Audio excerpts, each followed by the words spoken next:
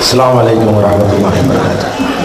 கண்ணியத்திற்குரிய எல்லாம் வல்ல அல்லாஹ் ஜல்ல ஷானஹு தஆலாவின் நல்லடியார்களே, இந்த நிகழ்ச்சியிலே மௌலிதும் மீலாதும் என்ற தலைப்பை எனக்கு தந்திருக்கிறீர்கள்.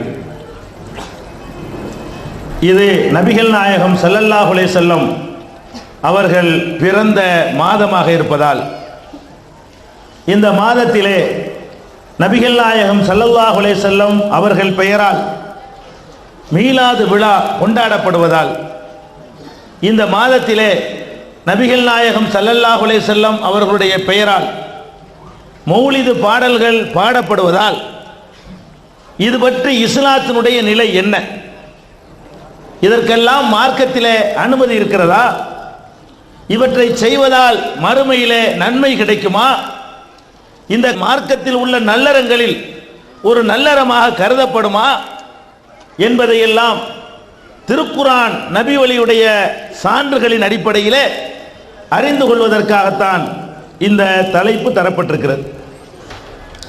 நபிகள் நாயகம் ஸல்லல்லாஹு அலைஹி வஸல்லம் அவர்களுக்காக மீலாது விழா நடத்தக்கூடியவர்களும் மௌலிது பாடல்கள் பாடக்கூடியவர்களும் அதற்கு சொல்லக்கூடிய காரணங்கள் என்னவென்று சொன்னால், நபிகள் நாயகம் ஸல்லல்லாஹு அலைஹி வஸல்லம் அவர்களை நாம் நேசிக்க வேண்டும், அவர்கள் மீது அன்பு செலுத்த வேண்டும், அதற்காகத்தான் இந்த மீலாது விழாக்களை நாங்கள் கொண்டாடுகிறோம், அதற்காகத்தான் மௌலிது பாடல்களை பாடுகிறோம்.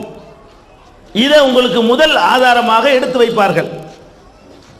நபிகள் நாயகம் ஸல்லல்லாஹு அலைஹி வஸல்லம் அவர்களை நேசிக்க வேண்டும் என்பதிலே உலகத்தில் எந்த முஸ்லிமுக்கும் மாற்று கருத்து இருக்க முடியாது. நபிகள் நாயகம் ஸல்லல்லாஹு அலைஹி வஸல்லம் அவர்கள் சொன்னார்கள், லா யூமினு அஹதுக்கும் ஹத்தா அகூன அஹப்ப இலைஹி மின் வலதிஹி வ வாலிதிஹி வன்னாசி அஜ்மஈன்.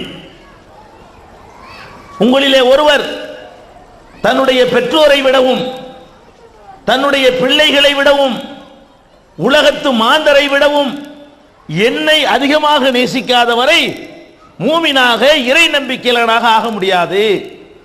நபிகள் நாயகத்தினுடைய பிரகடனம். ஒருவன் இந்த இஸ்லாமிய வட்டத்திலே நுழைய வேண்டும் என்று சொன்னால் அவன் நபிகள் நாயகம் ஸல்லல்லாஹு அலைஹி வஸல்லம் அவர்களை நேசிக்க வேண்டும். எந்த அளவுக்கு நேசிக்க வேண்டும்? தன்னுடைய தாயை விட நேசிக்க வேண்டும், தந்தையை விட நேசிக்க வேண்டும், உலகத்தில் உள்ள அனைவரை விடவும் நபிகள் நாயகம் ஸல்லல்லாஹு அலைஹி வஸல்லம் அவர்களை நேசிக்க வேண்டும். அப்படி நேசிக்காதவரை அவன் மூமினாக ஆகவே முடியாது. இப்படி நபிகள் நாயகம் ஸல்லல்லாஹு அலைஹி வஸல்லம் அவர்கள் சொல்லி இருக்கும் பொழுது அவர்களை நேசிக்க கூடாது என்று யார் சொன்னாலும் அவர்கள் இஸ்லாத்தை விட்டு வெளியேறியவர்கள். இதில் எந்த மாற்று கருத்தும் கிடையாது. ஆனால் நபிகள் நாயகம் ஸல்லல்லாஹு அலைஹி வஸல்லம் அவர்களை நேசிப்பது எப்படி? அங்கதான் தப்பு செய்கிறார்கள். நபிகள் நாயகம் ஸல்லல்லாஹு அலைஹி வஸல்லம் அவர்களை நேசிக்கணுங்கிறதுல மாற்று கருத்து கிடையாது. இப்போ நம்ம நேசிக்கிறோம்.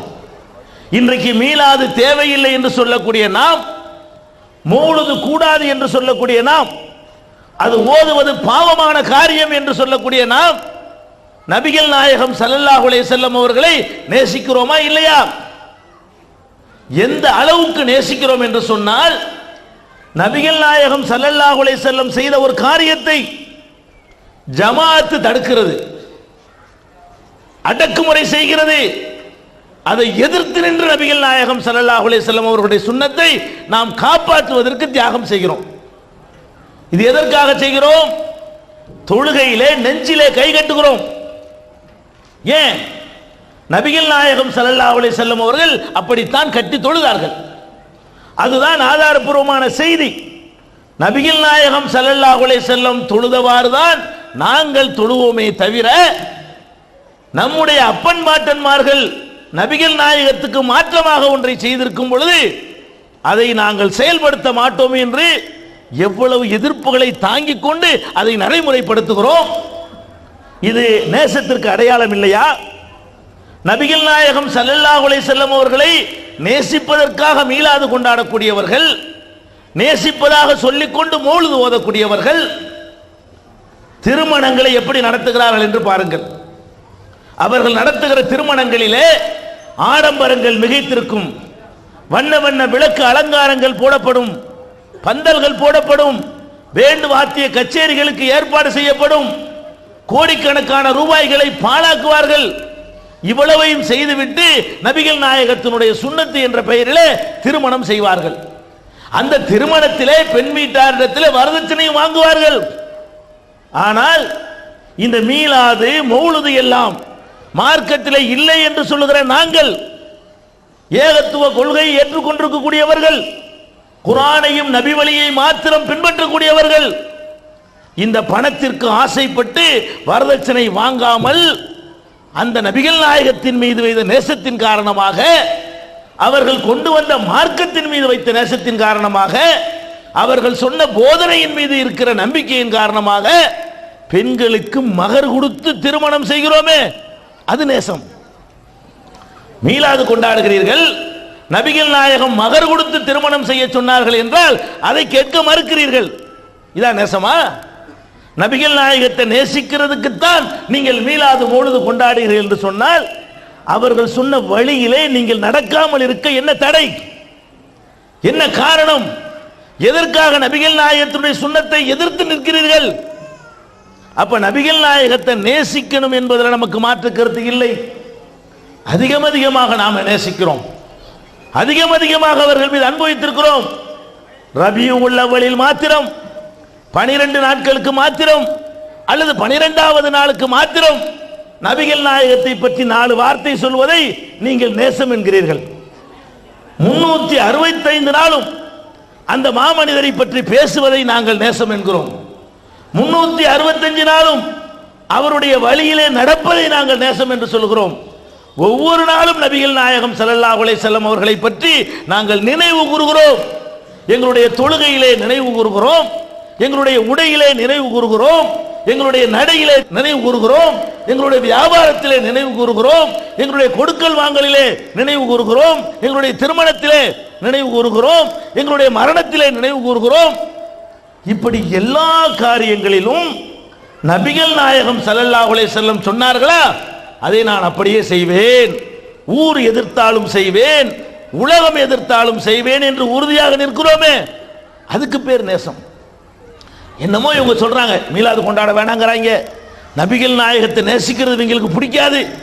நம்மளை பற்றி நபிகள் நாயகம் ஸல்லல்லாஹு அலைஹி வஸல்லம் அவர்களை நேசிக்கிறது நமக்கு பிடிக்காதான், அவங்களுக்கு தான் நபிகள் நாயகத்தின் ரொம்ப நேசம் இருக்குதான் என்று சொல்லுகிறார்களே, அவர்கள் வாயளவில் நேசிப்பதாக சொல்லிக் கொண்டிருக்கிறார்கள். நாம் சொல்கிறோம் நபிகள் நாயகத்தை செயலளவில் நேசியுங்கள், பின்பற்றுவதிலே நேசியுங்கள், அவர்களை தலைவராக ஏற்றுக்கொள்வதிலே நேசியுங்கள் என்று சொல்கிறோமே, இதில் தான் உண்மையான நேசம் இருக்கிறது.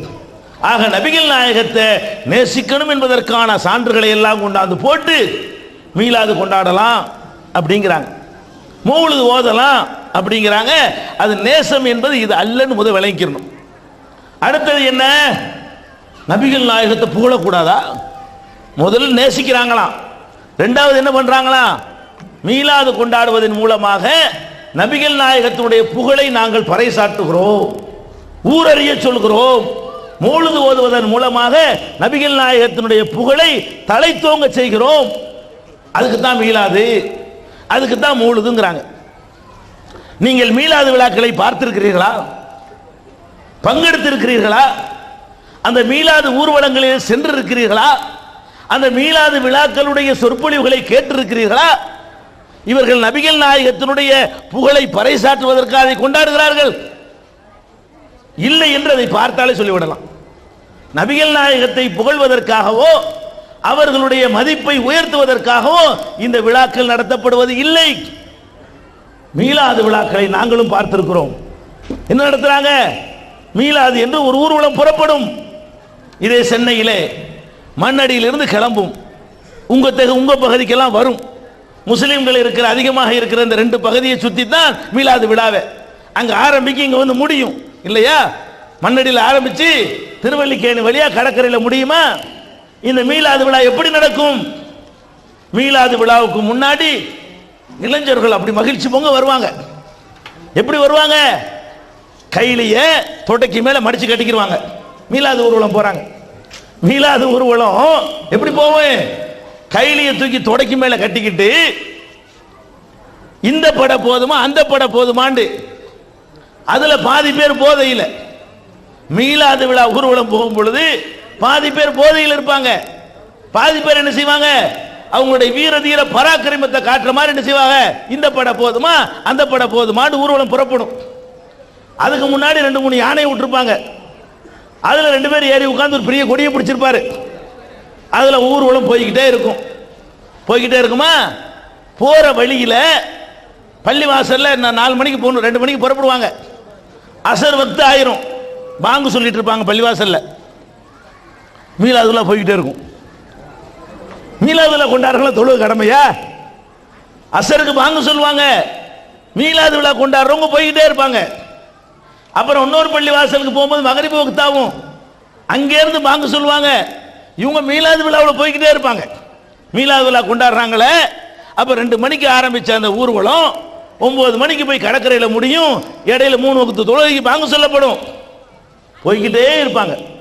வக்தெல்லாம் முடிஞ்சு போயிடும். இஷாவுக்காவது பாங்கு சொன்ன பிறகு நேரம் இருக்கு, பிந்தி தொழுது கொள்ளலாம். அசருக்குன்னு நேரம் இருக்கு, முடிஞ்சு போயிடுச்சு, அப்புறம் போய்கிட்டு இருப்பாங்க. மகரிப்புக்குன்னு ஒரு நேரம் இருக்கிறது, அது முடிந்து விடும், அதுக்கு பிறகு போய்கிட்டே இருப்பாங்க. இதான் ரசூலுல்லாஹ் கொண்டாடுற விதமா? நபி ஸல்லல்லாஹு அலைஹி வஸல்லம் பாராட்டுறதா இருந்தா அவர்கள் வலியுறுத்தி அந்த தொழுகையை அவங்க பேரால புறக்கணிக்கிறீங்களே, அதுக்கு முந்தி ஒழுங்கா தொழுதவன்லாம் அதில் போயிட்டு இருப்பாங்க.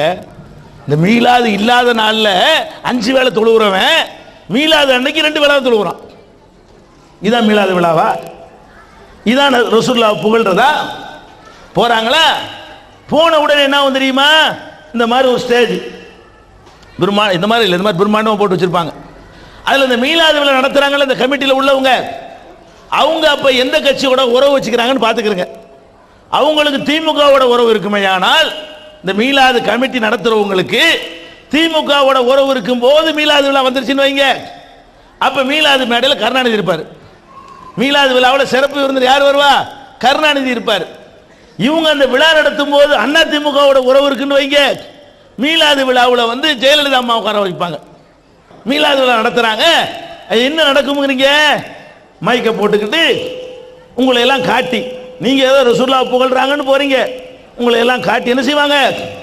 இந்த தானை தலைவரை விட்டால் நமக்கு யார் கதி? ரசூலுல்லாஹ் புகழ்றாங்க, மீலாது விழா கொண்டாடுறாங்க. அங்க ரசூலுல்லாஹ் பத்தி ஒண்ணுமே பேச மாட்டாங்க. நபிகள் நாயகத்தை பத்தின வீரத்தையோ துணிச்சலையோ அவர்கள் செய்த தியாகத்தையோ அவர்களுடைய மார்க்கத்தினுடைய சிறப்பையோ சரி வந்து உட்கார வச்சமே, அவர்களுக்கு நாலு நல்ல வார்த்தையை சொல்லுவோம், ரசூல் ஸல்லல்லாஹு அலைஹி வஸல்லம் நாலு ஹதீஸை சொல்லுவோம், அதெல்லாம் சொல்ல மாட்டாங்க. அங்க உட்கார வைக்கப்படுகிற ஜெயலலிதாவை புகழ்ந்து இவர்கள் பேசுவார்கள். மீலாது விழா என்ற பெயர் யாருக்கு? ஜெயலலிதாவுடைய அன்பை பெறுவதற்கு நபிகள் நாயகத்தை அவர்கள் பயன்படுத்துவார்கள். கருணாநிதியுடைய அன்பை பெறுவதற்கு நபிகள் நாயகத்தை அரசியலுக்கு யூஸ் பண்ணுவார்கள். தங்களுடைய அரசியல் ஆதாயத்திற்காக, சொந்த உறவுக்காக, சொந்த நட்புக்காக, அதை வைத்து நாளைக்கு ஒரு காரியம் சாதித்துக் கொள்வதற்காக நபிகள் நாயகம் ஸல்லல்லாஹு அலைஹி வஸல்லமுடைய பெயரை பயன்படுத்தி கொண்டு மூப்பனாரை புகழ்வதும், ஜெயலலிதாவை புகழ்வதும், கருணாநிதியை புகழ்வதும், சில நேரங்களிலே பங்காரு அடிகளாரை கொண்டு வந்து வைத்து அவரை புகழ்வதும், இன்னும் சில நேரங்களிலே மேடையிலே அவர் காலிலே விழுந்து ஆசி பெறுவதும் 2 வருடத்துக்கு முன்னால் நடந்துச்சா இல்லையா?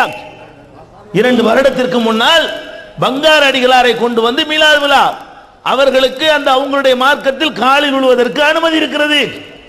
பங்காரு அடிகளாருடைய மார்க்கத்திலே மனிதனுடைய காலில் மனிதன் விழலாம், அவர்களுக்கு இது பிரச்சனை இல்லை. ஒரு முஸ்லிமுக்கு இது அனுமதி இருக்கிறதா? நபிகள் நாயகம் இது அனுமதித்தார்களா? தங்களுடைய வாழ்நாளில் தன்னுடைய காலில் யாராவது விழுவதை அவர்கள் மகிழ்ச்சியோடு ஏற்றுக்கொண்டார்களா? கண்டித்தார்களா? தடை செய்தார்களா? அப்ப அந்த மாதிரியான ஒரு காரியத்தை, தடை செய்த காரியத்தை எனக்காக எழுந்து கூட நிற்காதீர்கள் என்று சொன்னார்கள். அப்படி சொன்ன ரசூல் ஸல்லல்லாஹு அலைஹி வஸல்லமுடைய விழாவை கொண்டாடும் போது அவங்க பேரை சொல்லி அமைக்கப்பட்ட மேடையில் காலில் விழுந்து கும்பிடுகிறீர்களே, இதான் மீளாதா? புகழ்றதுக்கா நீங்க செய்றீங்க? ஒருத்தர் புகழ்ந்து கொள்வது. இவர் கருணாநிதியை புகழ்ந்துட்டாரா? கருணாநிதி நிறைய உரையாற்றுவார். நாங்கள் தான் மீலாது விழாவுக்கு லீவு வாங்கி தந்தோம், இப்படி 2 வார்த்தையை அவர் சொல்லுவார். இது கருணாநிதியும் சொல்லுவார், ஜெயலலிதாவும் சொல்லுவாங்க, எல்லாரும் சொல்லுவாங்க. வந்ததுக்கு ஏதாவது சொல்லணும்ல, நபிகள் நாயகம் பத்தி 2 வரி அவங்க சொல்லிவிடுவாங்க. சொல்லிவிட்டு இவங்களை அவங்க பாராட்டுவாங்க. அண்ணன் இப்ராஹிம் அவர்கள், உதாரணம் இப்ராஹிம் தான் மீலாது கமிட்டி தலைவர் வச்சுக்கிறீங்களே, இப்ராஹிம் ஒரு ஆள் மீலாது கமிட்டி தலைவர், அவர்களுக்கு எமக்கும் எப்படிப்பட்ட உறவு தெரியுமா, எத்தனை ஆண்டு பழக்கம் தெரியுமா, அவர்கள் எங்களோடு ஏதாவது அப்படி இப்படி பேசி அவ்வளோ சொறிவாங்க, இவ்வளோ சொரிஞ்சுக்கிறது. இதான் மீலாது விழா. மீலாது விழான்னு என்ன அர்த்தம்? ஒருத்தருக்கு ஒருத்தர் சொரிஞ்சு விடுற வேலை, ஒருத்தருக்கு ஒருத்தர் பாராட்டிக்கிற வேலை. ஏன்பா இதுக்கு நபிகள் நாயகம் தானே உங்களுக்கு, உங்களுடைய அரசியல் விளையாட்டுக்கு, உங்களுடைய சுயநலனுக்கு இந்த மார்க்கமும் அல்லாஹ்வுடைய ரசூலும் தானே கிடைத்தார்கள். மறுமைக்காக செய்ய வேண்டிய ஒரு காரியத்தை இம்மையுடைய ஆதாயத்துக்கு செய்றீங்களே, ஏன் இது வருது? இது இஸ்லாத்தில் இல்லாதது. அதான் காரணம். காரணம் என்ன? இஸ்லாத்தில் உள்ள ஒரு வேலையா இருந்தா அது இஸ்லாத்தில் இதுக்கு மரபு ஒழுங்குமுறை அமைக்கப்பட்டு விடும், மீற முடியாது. தொழுகையில் போய் சினிமா பாட்டு பாட முடியுமா? தொழுகைங்கிறது இஸ்லாத்தில் அமைக்கப்பட்டு தந்துருச்சு, அதுக்குள்ள ஒண்ணுமே பண்ண இயலாது உங்களால். மீலாது விழான்னு மார்க்கத்தில் இருந்தா அதுக்கு ரூல்ஸ் எல்லாம் கரெக்டாக போட்டு தந்திருப்பாங்க. இந்த மாதிரிலாம் கூத்தடிக்க முடியாது. இஸ்லாத்தில் இல்லாத ஒன்றை நீங்கள் இஸ்லாத்தின் பேரில் உண்டாக்குனதுனால தான் அவங்க பேரை சொல்லி இப்படியான தப்புகள்லாம் நடக்கிறது. அப்போ புகழ்வதற்கு அவங்க நடத்தலை. புகழ்றதுனா என்ன? நபிகள் நாயகம் ஸல்லல்லாஹு அலைஹி வஸல்லம் அவர்களை நாங்கள் என்ன புகழக்கூடாதுன்னு சொல்றோமா? நபிகள் நாயகத்தை நேசிக்கவும் சொல்றோம், புகழக்கூடாதுங்கிற எங்க கொள்கையா? புகழ்வதற்கு ஆதாரம் புஸ்தகம் போடுவாங்க. ரசூலுல்லாஹ் புகழலாம் பாருங்க. யார் புகழக்கூடாதுன்னு சொன்னா என்னமோ ரசூலுல்லாஹ் திட்ட சொன்ன மாதிரியும், ரசூலுல்லாஹ் யார் புகழ்ந்துடாதீங்க, கண்ட கண்ட கழுதையை புகழுங்க அப்படின்னு நம்ம சொன்ன மாதிரியும், ரசூலுல்லாஹ்வை புகழ்வதற்கு ஆதாரம் வேணுமா? இப்போ ஆதாரம் காட்டுறாங்க. நாங்க உங்களுக்கு சொல்லுவோம் 1000 ஆதாரம். நபி ஸல்லல்லாஹு அலைஹி வஸல்லத்தை புகழ்வதற்கு புகழணும். உலகத்தில் ஒரு மனிதனை புகழ்ந்து பேசுவராக இருந்தால் அதற்கான முழு தகுதி அவங்களுக்கு தான் இருக்கிறது. என்ன புகழ்றது? முஸ்லிம் அல்லாத மக்கள் மத்தியில் போய் அவங்களுடைய வீரத்தை புகழ்ந்து சொல்லு. என்னப்பா யார் யாரே வீரங்கிறீங்களே? நபிகள் நாயகத்துடைய வீரம் எப்படிப்பட்டது தெரியுமா? அவர்கள் எவ்வளவு துணிச்சலானவர்கள் தெரியுமா? ஜனாதிபதியாக இருந்து கொண்டு களத்தில் ஆயுதம் தாங்கி தளபதியாகவும் போரிட்ட அளவுக்கு நபிகள் நாயகம் வீரராக திகழ்ந்தார்கள். வாழ்வீச்சில் வல்லவராக திகழ்ந்தார்கள். ஈட்டி எறிவதிலே வல்லவராக தெரிந்தார்கள். இதையெல்லாம் சொல்லுங்க, அது வீரத்துக்கு எடுத்துக்காட்டு. தன்னந்தனியராக நின்று பல தெய்வங்களை வழிபடுகிற இடத்திலே போய் நின்று கொண்டு ஒரு அல்லாவை வணங்குங்கள், அல்லாவை தவிர எதை வணங்காதீர்கள். நாங்கள் இதுக்கெல்லாம் எவ்வளவு தைரியம்? பின்னி எடுத்துட மாட்டான், பின்னி எடுத்தானே. அப்ப வீரம்னா என்ன?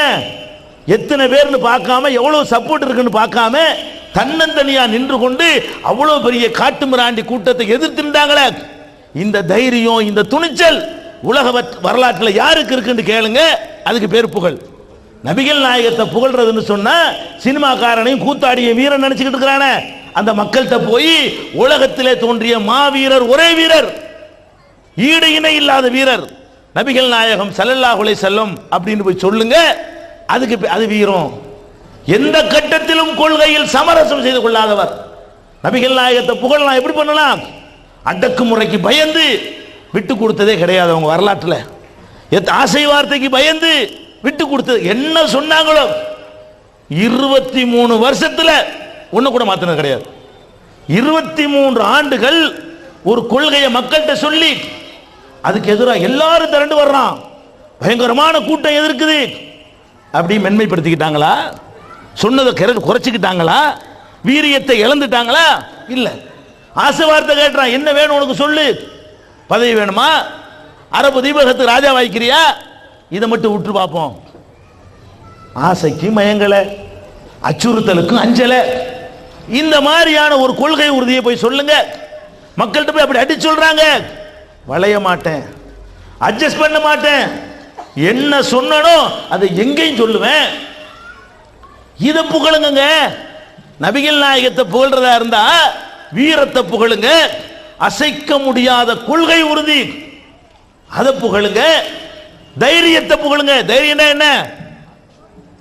ஒரு சத்தம் வருது, படையெடுத்து வர்ற மாதிரி ஊர் மக்கள்லாம் பதறி அடிச்சு எந்திரிக்கிறாங்க. மதீனாவுல நபிகள் நாயகம் ஸல்லல்லாஹு அலைஹி வஸல்லம் காலத்தில் பெரிய படை திரண்டு வருவது போல ஒரு சத்தம் வருது. ஆட்கள்லாம் பயந்து வெளியே வர்றாங்க. என்னாச்சு ஏதாச்சுன்னு. எவனை படையெடுத்து வர்றாங்களோ, ஊரை தாக்க வர்றாங்களோ, பெரிய கூட்டம் வருதோ வர்றாங்க. நபிகள் நாயகத்தை காணா. கூட்டத்தில் எல்லாரும் நிற்கிறாங்க. யாரை காணா? நபிகள் நாயகத்தை காணா. ஏதோ தூங்குறாங்க போல நினைச்சிட்டு இருக்கிறாங்க. பார்த்தா எங்கே சத்தம் வருது அங்கே இருந்து வர்றாங்க நபி ஸல்லல்லாஹு அலைஹி வஸல்லம். இந்த ஊர் மக்களுக்கெல்லாம் முந்தி தான் தனியா எந்திரிச்சு அபூ தல்ஹாவுடைய குதிரை இரவல் வாங்கி கொண்டு தன்னந்தனியாக அந்த குதிரை மேல ஆரோகணித்து அமர்ந்து கொண்டு எந்த திசையிலிருந்து எதிரிகள் வருவதாக அச்சப்பட்டு மக்கள் வெளியே லேட்டா வர்றாங்களோ இவங்க முதல்ல போய் தனியா போய் பார்த்துட்டு எந்த ஒரு பயமும் இல்லை, அந்த சத்தத்தை பயந்து பயப்படாதீங்க, எந்த எதிரியும் வர்றேன்னு சொன்னாங்களே, இந்த தைரியம் யாருக்கு வந்த தைரியம்? உலக வரலாற்றில் இப்படியான தைரியம் யாருக்காவது இருக்கா? அப்படின்னு புகழுங்க. இதனங்க புகழ்றது என்பது நேர்மையை புகழுங்க.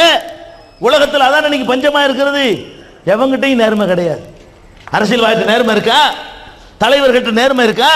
ஒரு இயக்கத்தை வழிநடத்துவர்கள்ட்ட நேர்மை இருக்குதா? எல்லாம் அதான் மைனஸ் ஆகிட்டு இருக்கு. நேர்மைங்கிறது இல்லை. இவர் எப்படிப்பட்ட இடத்துல உட்கார்ந்திருந்தார்? நபிகள் நாயகம் ஸல்லல்லாஹு அலைஹி வஸல்லம் அவர்கள் அரபு தீபகற்பத்துக்கு அதிபதி என்று உட்கார்ந்திருந்தாங்க. யாரும் எதிர்த்து கேள்வி கேட்க மாட்டாங்க. அப்படிப்பட்ட அன்பு. அவங்க என்ன செஞ்சாலும் அதை பார்த்து ரசிப்பாங்க. அந்த மாதிரியான மக்களை பெற்றிருந்தார்கள். எவ்வளவு நேர்மை பார்த்தீங்களா? அரசாங்க சொத்து ஒரு பைசாவை தொட்டாங்களா? நேர்மை அதானங்க. அரசாங்கத்தினுடைய செல்வாக்க, அந்த பதவி, அந்த அந்தஸ்தை, அந்த பணத்தை தன்னுடைய சுயநலனுக்கு என்றால் பயன்படுத்தினார்களா? இப்படி ஒரு மனுஷனை உலக வரலாற்றில் பார்க்க இயலுமா? அப்படின்னு போய் கேளுங்க. பைத்துல் மால்ல, அரசாங்க கஜானாவில் குவிந்து கிடக்கிற நிதியில ஒரே ஒரு பேரிச்சம்பழத்தை தன்னுடைய பேரன் எடுத்து வாயில போடுறாரு. அரசாங்க கஜானாவில் உள்ள பேரிச்சம்பழத்தை ஒன்னே ஒன்று எடுத்து பேரன், நபிகள் நாயகத்தினுடைய பேரன் வாயில போடுறார். பார்த்துடுறாங்க நபிகள் நாயகம். வேகமா ஓடி வந்து அந்த குழந்தையுடைய வாய்க்குள்ள விரலை விட்டு அந்த பேரிச்சம்பழத்தை வெளியெடுத்து தள்ளிட்டு, இதை தொடக்கூடாது, என்னுடைய குடும்பத்தை சேர்ந்த யாரும் அரசாங்க கஜானாவில் ஒரு பேரிச்சம்பழத்தை கூட தொடக்கூடாது. நான் வாழும்போது மட்டுமல்ல, நான் மரணித்து விட்டாலும் உலகம் உள்ளளவும், உலகம் அழிகிற காலம் வரைக்கும் என்னுடைய வாரிசாக யாராவது வருவார்களேயானால் அவர்கள் அரசு கருவூலத்திலே எந்த ஒரு பைசாவையும் தொடக்கூடாது, ஹராம். நமக்கெல்லாம் அத்தனை ஹலாலாக்குனாங்க. அரசு கருவூலத்தில் நம்ம தேவையானது வாங்கிக்கிறலாம். அரசாங்க கஜானாவில் இருந்து என் குடும்பத்தார் எதையும் தொடக்கூடாது என்று சொல்லி இன்னைக்கும் கொடுக்கக்கூடாது. இன்றைக்கும் நபிகள் நாயகத்தினுடைய வம்சமாக இருந்தால் பைத்துல் மால்லிருந்து ஒண்ணுமே கொடுக்க மாட்டாங்க. ஜக்காத்திலிருந்து ஒண்ணுமே அவங்களுக்கு கிடைக்காது. சதக்காவிலிருந்து ஒண்ணுமே கிடைக்காது. அப்ப தன்னுடைய வாரிசா வர்றவர்கள் என்பதற்காக வேண்டி அதை பயன்படுத்தி இவங்க சம்பாரிச்சிருவாங்களாம். அது நடக்கதே இல்லை. உலகத்தில் பார்க்குறீங்கல்ல, ஒருத்தன் தலைவர் ஆக்கணும்னா ஏதோ சந்தர்ப்பவசத்தில் தலைவர் ஆயிடுவாங்க. ஆன பிறகு என்ன செய்வான்? மௌனை கொண்டாந்து முன்னாடி நிறுத்துவான், மகளை கொண்டாந்து நிறுத்துவான், பொண்டாட்டியை கொண்டாந்து நிறுத்துவான், அம்மாவை கொண்டாந்து நிறுத்துவான். வரலாற்றில் பார்க்குறீங்களா இல்லையா? நேரு ஏதோ ஒரு நேரத்தில் தலைவர் ஆயிட்டாரு. நேரு தலைவர் ஆனதுக்காக வேண்டி நேரை விட பெரிய பெரிய தலைவர்கள்லாம் அந்த கட்சியில் இருந்தாங்க. ஆனால் நேருடைய மகள் இந்திரா தான் என்ன செய்ய முடிஞ்சு? அந்த இடத்துக்கு வர முடிஞ்சு. இந்திராவுடைய மகன் சஞ்சய் வர முடிஞ்சிச்சு. அதே இந்திராவுடைய இன்னொரு மகன் ராஜீவ் வர முடிஞ்சிச்சு. ராஜீவுடைய மனைவி வர முடிஞ்சு. இதான உலகம் பூரா நடக்குது. வாஜ்பாய்க்கும் புள்ள இருந்தா அத்வானி ரெண்டாவதா இருக்க மாட்டாரு. அந்த ஆள் பிரம்மச்சாரியா போயிட்டார். இல்லாட்டி போட்டி வந்து அத்வானிக்கும் வாஜ்பாய்க்கு இருக்காது. வாஜ்பாய் மோகனுக்கு அத்வானிக்கு தான் போட்டி நடந்திருக்கு. பிள்ளை இல்லை, கல்யாணம் பண்ண கட்ட பிரம்மச்சாரி அவர். அதனால யாக்கு இப்போ அங்கே வந்து அது இல்லை. இல்லைன்னா அதுவும் வந்திருக்குன்னு வைங்களேன். பாகிஸ்தானில் என்ன நடக்குது? புட்டோ இருந்தாரு. புட்டோவுக்காக வேண்டி அனதாபப்பட்டு புட்டோவுடைய பொண்டாட்டி நுஸ்ரத்து பூட்டோ, நுஸ்ரத்து பூட்டோவுக்காக வேண்டி பனாசிர் பூட்டோ மகள். இதான் நடக்குது. உலகத்தில் எல்லாரும் இதைத்தான் பண்றாங்க. எல்லாம் தன்னுடைய கேரளாவில் அடிச்சுக்கிட்டு நிற்கிற கதையை அதான் ரெண்டா கோஷ்டியா கிடக்குது. மகனை கொண்டாந்து வைக்கிறதுக்கு தானே கருணாகரன் முயற்சி பண்றாருங்கிறாங்க. இது உலகத்தில் பூரா எல்லாத்துக்கும் உள்ள வியாதி பீட. தலைவர்களாக வந்துட்டாங்கன்னு சொன்னா அந்த தங்களுடைய வாரிசுகளை அந்த இடத்துல கொண்டாந்து நிப்பாட்டுவது, வாரிசுகளுக்கு முக்கியத்துவம் கொடுப்பது, அவர்கள் சம்பாதிப்பதற்கு வழி ஏற்படுத்தி கொடுப்பது. இதை உடைச்சாரா இல்லையா? உலகத்தில் நபிகள் நாயகம் மாத்திரம்தான் என் குடும்பத்தாருக்கு அரசாங்க கருவூலத்தில் எதுவும் கிடையாது, கியாமத் நாள் வரைக்கும் கிடையாது. இப்ப வாழும்போது மட்டுமில்லை, இனியும் கிடையாது. ஏன் இப்படி செஞ்சாங்க தெரியுமா? இவன் பாட்டு கிளம்புவாங்க, நான் பயத்துக்கிட்டு கிளம்பிடுவாங்க. நாங்கள் யார் தெரியுமா? நாங்கள் தான் ரசூலுல்லாஹ்வுடைய வாரிசு, எங்களுக்கு தாங்க, எங்களுக்கு தாங்கன்னு மக்கள்லாம் என்ன செய்வாங்க? நிறைய அடியலி போடுவாங்க. ஏழைகளுக்கு கிடைக்காது. ரசூலுல்லாஹ்வுடைய வாரிசுன்னு வந்து அதிகமாக குடும்பம் இல்லைங்க. இந்த பிச்சை எடுக்கிறவன்லாம் ரசூலுல்லாஹ்வுடைய வாரிசுன்னு கிளம்பலான்னு வைங்க. அப்போ சாதாரண மக்களுக்கு கிடைக்காம போயிடும். அதுக்காக என்ன பண்ணிட்டாங்க, அந்த வாசலை இறுக்கம் அடைச்சு விட்டு என் வாரிசு என்று சொன்னால் பிச்சை எடுக்க கூடாது, பிச்சை கொடுத்தாலும் வாங்கக்கூடாது, ஜக்காத்து பொருளை தொடக்கூடாது. இந்த ஒரு நேர்மை உலகத்தில் இருக்குமா? அவர்களுக்கு சில சொத்துக்களை விட்டுட்டு போனாங்க. என்ன சொத்து? ஒரு குடிசை, ஒரு குதிரை, ஒரு நிலம், ஒரு வாள், இதான் சொத்து. நபிகள் நாயகம் போட்டிருந்த ட்ரெஸ், சில மரக்கா 2-3 படி கோதுமை விட்டுட்டு போனது. அப்ப நபிகள் நாயகம் ஸல்லல்லாஹு அலைஹி வஸல்லம் விட்டுட்டு போன இந்த பொருள்களை அவங்க மகள் ஃபாத்திமா போய் அபூபக்கர்ட்ட கேட்குறாங்க. அவர் தான் ஜனாதிபதியே, எங்க தகப்பனார் விட்டுட்டு போன ஒரு நிலம் ஒன்று இருக்குது, நாங்க ரொம்ப கஷ்ட ஜீவனை நடத்துறோம், அதை எங்களுக்கு தந்துருங்க. பெத்த மகள் தகப்பனுடைய சொத்துக்கு உரிமை கொண்டாடுகிறார்கள். அபூபக்கர் என்ன பண்ணாங்க தெரியுமா? தரமாட்டேன், உங்களை என் பிள்ளைகளை விட அதிகம் நான் நேசிக்கிறேன் பாத்திமாட்ட சொன்னாங்க. அபூபக்கர் சித்திக்கு சொன்னாங்க, என் குடும்பத்தாரை விட இந்த உலகத்தில் இப்போது வாழுகிற எவரையும் விட பாத்திமாவே உங்களை நான் ரொம்ப நேசிக்கிறேன், ஆனாலும் அந்த சொத்தை தரமாட்டேன். ஏன் தரமாட்டேன் தெரியுமா? உங்களுடைய தந்தை நபிகள் நாயகம் ஸல்லல்லாஹு அலைஹி வஸல்லம் சொன்னார்கள், நான் எதை விட்டு செல்கிறேனோ அது அரசாங்கத்திற்கு சேர வேண்டும், என் வாரிசுக்கு சேரக்கூடாது. அவங்க சொந்த சொத்தை கூட சொந்த குடும்பத்துக்கு விட்டு வைக்காம எல்லா முஸ்லிமுக்கும் பொதுவு, நான் அனைவருக்கும் அல்லாஹ்வுடைய தூதர், நான் விட்டுட்டு போன 10 பைசாவா இருக்கட்டும் அரசாங்க கஜானாவில் சேர்க்கணுமே தவிர என்னுடைய வாரிசுக்கு சேரக்கூடாதுன்னு சொன்னாங்களே, அந்த நேர்மையை புகழுங்கப்பா. யா நபி ஸல்லல்லாஹு அலைஹி யா ரசூல் ஸல்லல்லாஹு அலைஹி இதெல்லாம் விளங்குமா மக்களுக்கு? இது சொன்ன உடனே ரசூலுல்லாஹ்வுடைய இந்த தரஜாவுல மக்களுக்கு புரிஞ்சிருமா? இதான் புகழ்றதா? அல்லது குதிரையில யானையில ஊர்வலம் விட்டா ரசூலுல்லாஹ்வுடைய அந்தஸ்து விளங்கி போயிருமா? இந்த பட போதுமா அந்த பட போதுமான்ற உடனே ஓ நபிகள் நாயகம் பெரிய ஆள்னு விளங்கிடுவாங்களா? நபிகள் நாயகத்தினுடைய புகழை ஓங்கச் செய்வது உங்களுடைய நோக்கமாக இருந்தால் புகழ்வதற்கு எவ்வளவோ இருக்கிறது. அவங்களுடைய நேர்மையை பண்ணலாம், எளிமையை பண்ணுங்க. எளிமை எப்படிப்பட்ட எளிமை? சுப்ஹானல்லாஹ், அந்த மாதிரி எளிமையை பார்க்க முடியாதுங்க. ஒரு வார்டு கவுன்சிலரான பிடிக்க முடிய மாட்டேங்குது மனுஷனை. ஒரு சாதாரண ஒரு வார்டு கவுன்சிலருக்கு பிடிக்கல, ஒரு ஒரு அற்பமான ஒரு இயக்கத்துக்கு தலைவரான உடனே அவர்களை பிடிக்க முடிய மாட்டேங்குது. என்னமோ ஒரு பெரிய அமெரிக்க ஜனாதிபதி ஆயிட்டோங்கிற மாதிரி என்ன செய்யறாங்க, ஒரு பெரிய கிரேடு மாதிரி நினைத்துக் கொள்றவர்களை இன்னைக்கு உலகத்தில் சந்திக்கிறோம். முஸ்லீம்களில சந்திக்கிறோம், முஸ்லீம் அல்லாத மக்கள்ல சந்திக்கிறோம். அவருக்கு எப்படிப்பட்ட கிரீடத்தை அல்லாஹ் கொடுத்தான்? உலக மகா சக்கரவர்த்தி ஆனார்கள். அன்றைக்கு அவர்கள் வாழுகிற காலத்தில் அவங்க உருவாக்கின ராஜ்யம் இருக்குதே, அதான் வல்லரசு. இன்னைக்கு எப்படி அமெரிக்கா ஒரே வல்லரசாக இருக்கிறதோ அந்த மாதிரியான வல்லரசாக நபிகள் நாயகம் ஸல்லல்லாஹு அலைஹி வஸல்லம் அவர்கள் மதீனா என்ற சாம்ராஜ்யத்தை உண்டாக்கினார்கள்.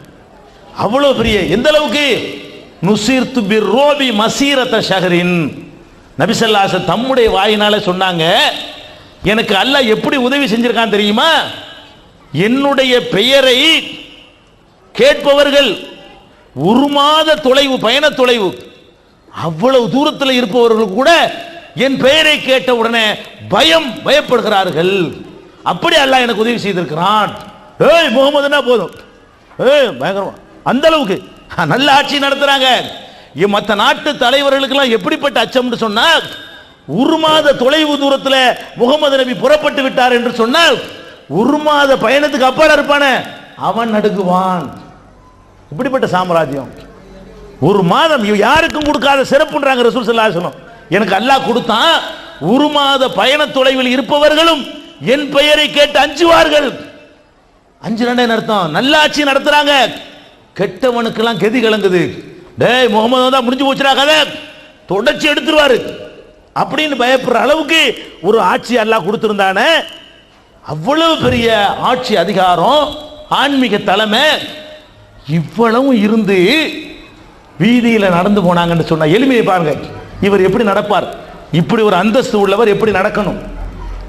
வீதியில் நடந்து போனாரையானால் கண்டுபிடிக்க இயலாது யாரு முகமது. 4 பேரோட நடந்து போனாங்கன்னு சொன்னா, சில ஆளுக்கு தலைவர்களுக்கு தனி கிரீடம் இருக்கும்லங்க, அவருக்குன்னு தலையில் ஒரு கிரீடம் வச்சிருப்பாங்க, ஒரு செங்கோல் வச்சிருப்பாங்க, அதுக்குன்னு ஒரு ட்ரெஸ் போட்டிருப்பாங்க. அந்த பக்கத்தில் வர்ற ஆளுக்கு காட்டுற பாவுலாவிலே விளங்கிருமே. கூட ஒருத்தன் தலைவன் நடந்து போனா கூட, ஓட்டு கேட்க போனா கூட, வர்ற 10 பேர்ல தலைவன் யாருன்னு எல்லாத்துக்கும் விளங்குமா இல்லையா? இப்படி வருவாங்க, இப்படி நிப்பான் பக்கத்தில் 10 பேர், நம்ம அதை வச்சு விளங்கிக்கிறோம். இப்படி நிக்கிறவன்லாம் தலைவன் இல்லை, நிமிர்ந்து வர்றவன் தலைவன் விளங்குவோமா இல்லையா? ஒரு 10 பேரோட வரும் பொழுது அவரை பற்றி பார்க்காதவராக இருந்தாலும் சரி, இவர் தான் தலைவர் என்று கண்டுபிடிக்க முடியுமா? முடியாதா? நபிகள் நாயகத்தை கண்டுபிடிக்க இயலாது.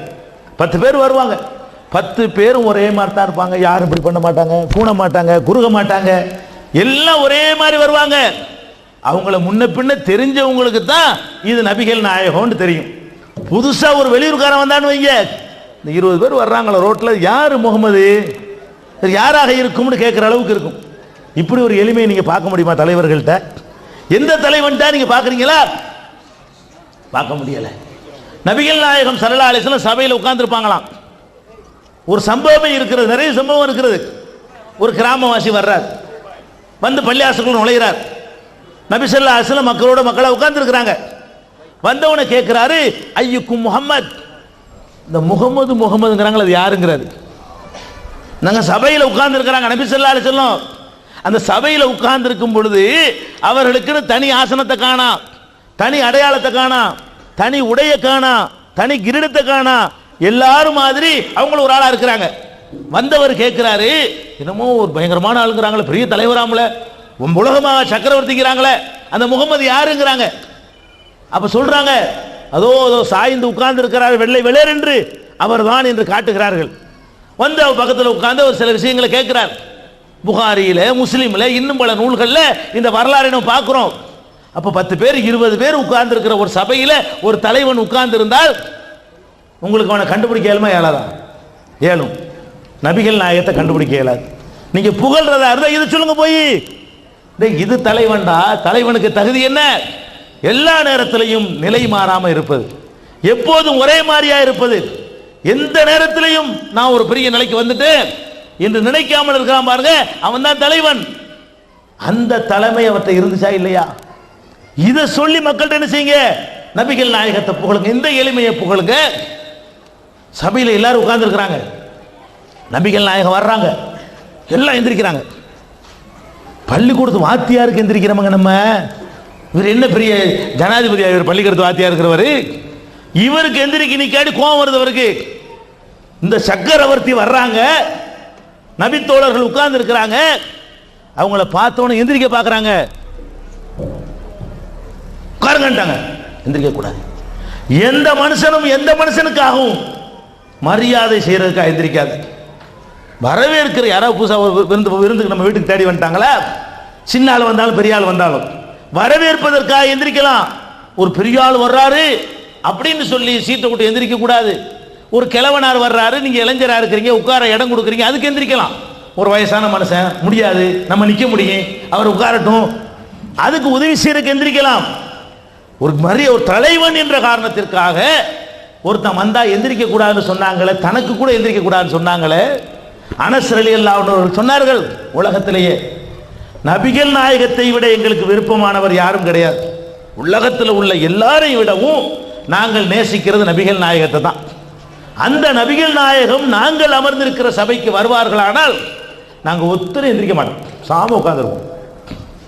இப்படி ஒரு தலைவன் தான் என்ன கதியா வருது, விடுவாங்களா? சீட்டு கிழிஞ்சிடும், அவ்வளவு அவ்வளவுதான்.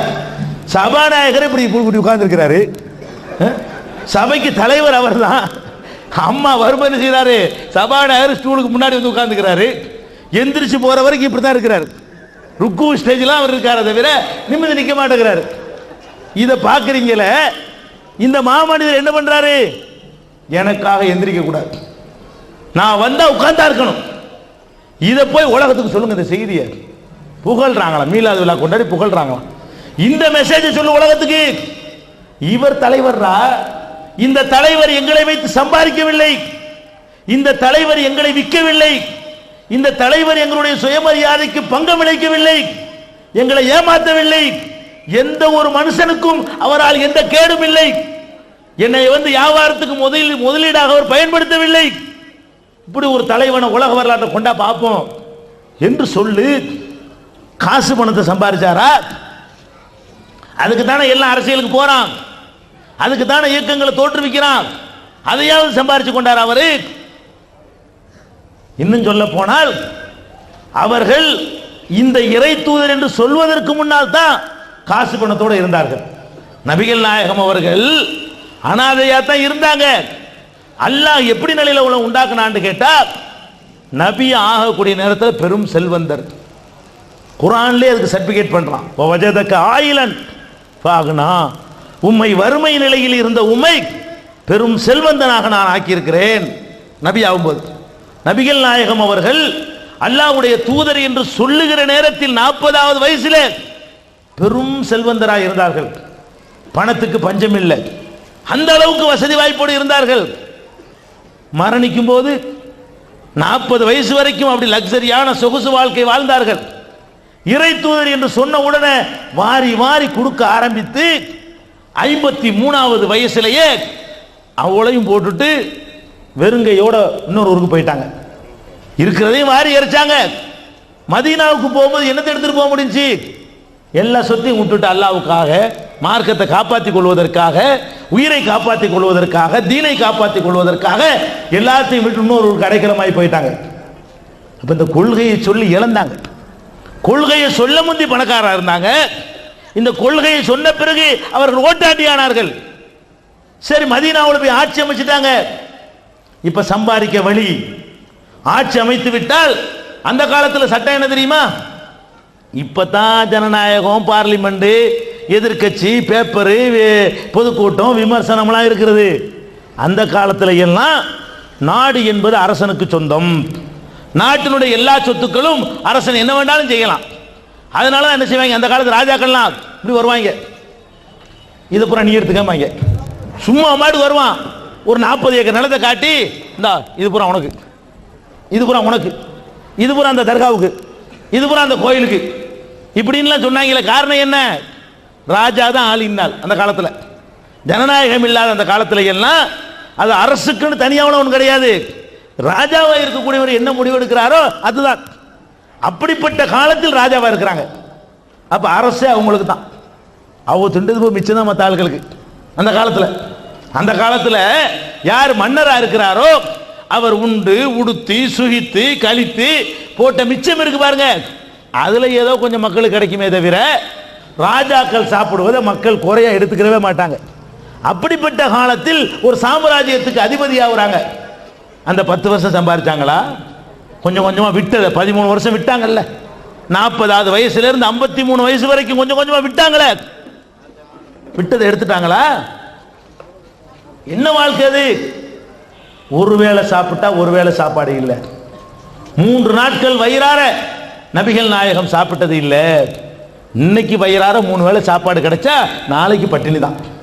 அப்படி அதிகபட்சமா கூட 2 நாள் சாப்பிட்டுருவாங்க. தொடர்ந்து 3 நாள் கிடைச்சதே கிடையாது. இன்னைக்கு சாப்பிடுவோம், நாளைக்கு சாப்பிட்டுருப்போம், கண்டிப்பா நாளைக்கு கிடைக்காது. இதுதான் எங்களுடைய நிலைமை. ஆயிஷா நாயகி சொல்றாங்க, நபி ஸல்லல்லாஹு அலைஹி வஸல்லம் குடும்பத்தார்கள் 3 நாட்கள் வயிறு நிறைய சாப்பிட்டது இல்லை. எந்த தலைவனையாவது பார்க்க இயலுமா? இப்படி ஜனாதிபதியா இருந்துகிட்டு, உலக சக்கரவர்த்தியா இருந்துகிட்டு, எதை வேண்டாலும் எடுத்து சாப்பிடலாம் என்ற அளவுக்கு கஜானாவில் கோடி கோடியாக செல்வங்களை குவித்து வைத்துக் கொண்டு கேட்டவருக்கெல்லாம் வாரி வாரி வழங்கி கொண்டிருக்கிற ஒரு தலைவர் தன்னுடைய வீட்டிலே 3 நாட்கள் சாப்பிட்டது இல்லை. சில நாட்களிலே பேரிச்சம்பழமும் தண்ணீரை தவிர வேற எதுவும் எங்களுக்கு கிடைக்காது. 2 பேரிச்சம்பழம் 2 மூடர் தண்ணி. யாருடைய உணவு? சக்கரவர்த்தியுடைய உணவு. உலக மகா சக்கரவர்த்தியுடைய உணவு 1 டம்ளர் தண்ணீர் 2 பேரிச்சம்பழமும். வீட்டுக்கு வருவாங்க, சுபு தொழுதுட்டு, ஹல் இந்தக்கும் செய்வோன், ஏதாச்சும் இருக்குதா சாப்பிட்றதுன்னு கேட்பாங்க. ஏதாச்சும் இருக்குதானே என்ன, பேரிச்சம்பழமாச்சும் இருக்கான்னு அர்த்தம். அதுவும் இல்லைம்பாங்களாம். அப்படின்னா இன்னைக்கு நோம்பா இருந்துக்கிறேன் இல்லைங்கிறதுக்காக நோம்பு வைத்தவர் அவர். நோம்பு வைக்கிறப்பான நோம்பு வைப்போம், வீட்டில் இல்லைன்னு சொன்னதுக்காக நோம்பு வைக்கிறார். இப்படி ஒரு நிலை உங்களுக்கு இருக்கா? உலகத்தில் யாராவது பார்த்துருக்கிறீங்களா? உங்க வீட்டில் போய் கேட்டா ஏதாவது இல்லாம இருக்குமா? ஒரு குடிசைக்கு போவோமா? இந்த இந்தியாவிலேயே வறுமை கோட்டுக்கு ஆக கீழே ஒருத்தர் இருப்பானே, அவனை கூட்டிட்டு வா, அவன் வீட்டுக்கு போவோம். ஒரு புளி உருண்டை இருக்காது, ஒரு அரைக்கப்படி அரிசி கிடக்காது, அவன்கிட்ட ஒரு பழங்கஞ்சி இருக்காது. அது இல்லைங்க இவர் வீட்டில், ஒண்ணுமே இல்லையா. வீட்டில் வந்து கேட்கறாங்க ஏதாச்சும் இருக்குதா? எதுவுமே இல்லை. இப்படிப்பட்ட ஒரு வாழ்க்கை வாழ்ந்திருக்கிறாரு, ஒண்ணும் இல்லாத வாழ்க்கை. இந்த நேர்மை சொல்லு, இது புகழ். அந்த சீட்டில் உட்கார்ந்து கூட நம்மளை வச்சு சம்பாதிக்கல. முக்கியமான காரணம் என்ன? இந்த மக்கள் லட்ச லட்சமா மக்கள் வந்து குவிகிறாங்க, காசுகளை கொட்டுறாங்க, தொடலை. அவர்கிட்ட என்ன இருக்கோ அதை கொண்டு சாப்பிட்றாரு. வீட்டு வாசலுக்கு கதவு கிடையாதுங்க, கதவு இல்லை, ஒரு பாயை கட்டி தொங்க விட்டுக்குருவாங்க. இரவுல வந்து இருட்டே என்ன ஆயிரும், கதவாய்க்கணும். இது அந்த நிலைமை. படுக்கிறதுக்கு இடம் இல்லை, ஒரு ஆள் படுத்தா ஒரு ஆள் தொழ முடியாது. அதான் 5க்கு 5 இடம். 5க்கு 5 இடத்துல உங்களுக்கு வாழ இயலுமா? அவர் காசுல வாங்கின பள்ளி வாசல் அது. இன்னும் சொல்ல போனா மஸ்ஜித் நபவி இருக்கு பாருங்க. நபிகள் நாயகம் ஸல்லல்லாஹு அலைஹி வஸல்லம் அவர்கள் சொந்த பணத்தில் அங்கே ஹிஜ்ரத் பண்ணி வரும்பொழுது ஏதோ நகை நட்டு இந்த மாதிரி சாமான்களை கொண்டு வந்தாங்க. அதை போட்டு அந்த இடத்த வாங்கினாங்க. அவங்க வாங்கின இடத்துல பள்ளிவாசலுக்கு எல்லா இடத்தையும் கொடுத்துட்டு தனக்கு எடுத்துக்கொண்டது 5க்கு 5. இது போதும் எனக்கு. பள்ளிவாசல் இடத்தை அவங்க எடுத்துக்கல, அவங்க எடுத்த பொதுமக்களுக்கு கொடுத்துட்டு தனக்கென்று எடுத்துக்கொண்டது ஒரு மனிதன் படுத்தால் ஒரு மனிதன் தொழ முடியாத இடம். மனைவி படுத்து கிடந்தால் கணவனுக்கு தொழ முடியவில்லை. சஜிதா செய்யும் போது மனைவியுடைய காலில் குத்துவாங்களாம். ஆயிஷா நாய் கால்களை உங்க மடக்கிடுவாங்களாம். அப்பதான் சஜிதா செய்வாங்களாம். காலில் போய் சஜிதா செய்யற மாதிரி அவ்வளவு சின்ன இடம். வீட்டில் விளக்கு கிடையாது. நபிகள் நாயகம் வீட்டில் விளக்கே இருந்து கிடையாங்க. 10 வருஷ காலத்தில் விளக்கு இல்லாமல் மனுஷன் வாழ இயலுமா? அட விளக்குக்கு என்ன பெரிய ₹1,00,000 செலவாகும் அந்த காலத்தில். விளக்குண்டா என்ன? ஒரு மண்ணில் ஒரு சிட்டி, அதில் கொஞ்சோண்டு எண்ணெய், ஆலிவ் எண்ணெய், ஒரு திரி. இதுக்கு என்ன செலவாகும்? 25 பைசா கூட ஆகாது. இந்த 25 பைசா இல்லை. அந்த 25 பைசாவுக்கு வாங்கி ஊத்துற எண்ணெய் இருந்தா ரொட்டிக்கு தொட்டுக்கலாம்னு நினைக்கிற அளவுக்கு வாழ்க்கை தரம். 25 பைசா விளக்குக்கு ஊத்துறதுக்கு இருந்தா வெறும் ரொட்டியை திங்கிறதுக்கு பதிலா எண்ணெயில தொட்டு சாப்பிடலாமே. எப்படிப்பட்ட ஒரு தலைவருடைய புகழை நாசமாக்குறீங்களா பாவிகளா? மீலாது விளையாண்டு கொண்டாடி எப்படிப்பட்ட சிறப்பு இதுகளை சொல்லணும். நபிகள் நாயகத்தை புகழக்கூடாது நாங்கள் சொல்றோமா? உலகம் முழுதும் அவருடைய புகழை நாங்கள் பறைசாற்றி கொண்டிருக்கிறோம். முஸ்லிம் அல்லாத மக்கள் மத்தியிலே அவருடைய தகுதியை சொல்லி சிறப்பித்துக் கொண்டிருக்கிறோம். நபிகள் நாயகம் ஸல்லல்லாஹு அலைஹி வஸல்லம் அவர்களை புகழ்வது இப்படி புகழ வேண்டும். புகழ்கிற ஒரு விதம் என்னவென்றால் அவங்களுடைய வணக்கம், வழிபாடு, நேர்மை, வீரம், தியாகம். மரணிக்கிற நேரத்தில் தான் கடைசி அளவுகள். மரணிக்கிற நேரத்தில் அவங்க போரில் அணிஞ்சிக்கிறதுக்காக கவசம், இரும்பு ஆடை, சங்கிலியால் செய்த ஆடை வச்சிருப்பாங்க. எல்லாத்தையும் இருக்கும். யுத்தம், எல்லாரும் யுத்தத்தை சந்திச்சுக்கிட்டு இருந்தாங்க. அது இருந்தால் தான் வாளில் இருந்து தப்பிச்சு கொள்ள முடியும். அந்த ஆடையை கொண்டு அடமானம் வச்சுவிட்டு சில மரக்கால் கோதுமையை கடனுக்கு வாங்கிட்டு வந்து அந்த கடனை அடைக்காம மூத்தா போயிட்டாங்க. கோதுமை அடகு வச்ச இடத்துல கவசம் இருக்கிறது. இந்த கோதுமைக்காக வேண்டி அடகு வைக்கிறார் சக்கரவர்த்தி. இதை சொல்லி புகழுங்கப்பா, இதை சொல்லி நபிகள் நாயகத்தை பாராட்டுங்க. நீங்க என்ன பண்றீங்க? மீளாதுன்னு சொல்றீங்க. இது ஒரு பாராட்டுற விதம். புகழ்வது இன்னொன்று இருக்கிறது. புகழ்வதுனா என்ன? அவங்களுடைய நற்செயல்களை எல்லாம் எடுத்து மக்களுக்கு சொல்வது, அது ஒரு புகழ். இன்னொரு புகழ் என்ன தெரியுமா? நபிகள் நாயகத்தை புகழ்வதில் இது அதை விட உச்சகட்டம். இன்னொரு புகழ் என்னவென்றால் 100% அவரை நான் பின்பற்றுவேன். அதான் புகழ். புகழ்றதுங்கிறதுங்க 100%. ஒரு காலம் வந்து எம்ஜிஆர் பெரிய ஹீரோவா இருந்தார். அவர் மாதிரி தொப்பி போட்டு தெரிஞ்சாங்க கொஞ்சம் பேர். இப்போ எவனே பார்க்குறீங்களா? அப்படி பார்க்குறீங்களான்னு ஒத்தனையும் காணாம். தேர்தல் நேரத்தில் வேஷம் போட்டு 2 பேர் வருவாங்க. அந்த காலத்தில் நாங்கள்லாம் ஒரு 20 வருஷம் முந்தி பார்த்தோம்னு சொன்னால் எம்ஜிஆர் ஒரு மாதிரியா முடி வச்சிருந்தார். இப்படி பாகவதர் முடி அப்படி வச்சுட்டு தெரிஞ்சாங்க கொஞ்சம் பேர். எவ்வளோ நாளைக்கு தெரிஞ்சாங்க? சும்மா 2-3 வருஷத்துக்கு. இவ்வளவு முடிஞ்சு வச்சுக்காத. இந்த ராஜேந்திர தாடி வச்சார் சினிமாவில், அதை வச்சு தெரிஞ்சாங்க கொஞ்ச நாள். ராஜேந்தர் தாடி வச்சாருங்கிறதுக்காக வேண்டிய ராஜேந்தர் ரசிகர் மன்றம்னு வச்சுக்கிட்டு எல்லா பேரும் தாடி வச்சு தெரிஞ்சான். இப்போ அவங்க எல்லாம் எங்கே? ஆலயம் காண, தாடியும் காணும். முடிஞ்சு வச்சுக்காத. இவர் எப்படி புகழ்றோம்? 14 நூற்றாண்டு ஆயிடுச்சு. 14 நூற்றாண்டு கடந்த பிறகும் அவர் மாதிரி பேசுறோம், அவர் மாதிரி உண்ணுகிறோம். அவர் எப்படி பருக சொன்னார் அப்படி பருகுகிறோம், திங்கிறோம். அவர் சொன்ன மாதிரி தான் நாங்கள் திங்குவோம். படுத்து தூங்குவோம், அவர் சொன்ன மாதிரி தான் தூங்குவோம், நடக்குவோம். அவர் சொன்ன மாதிரி நடக்குவோம்.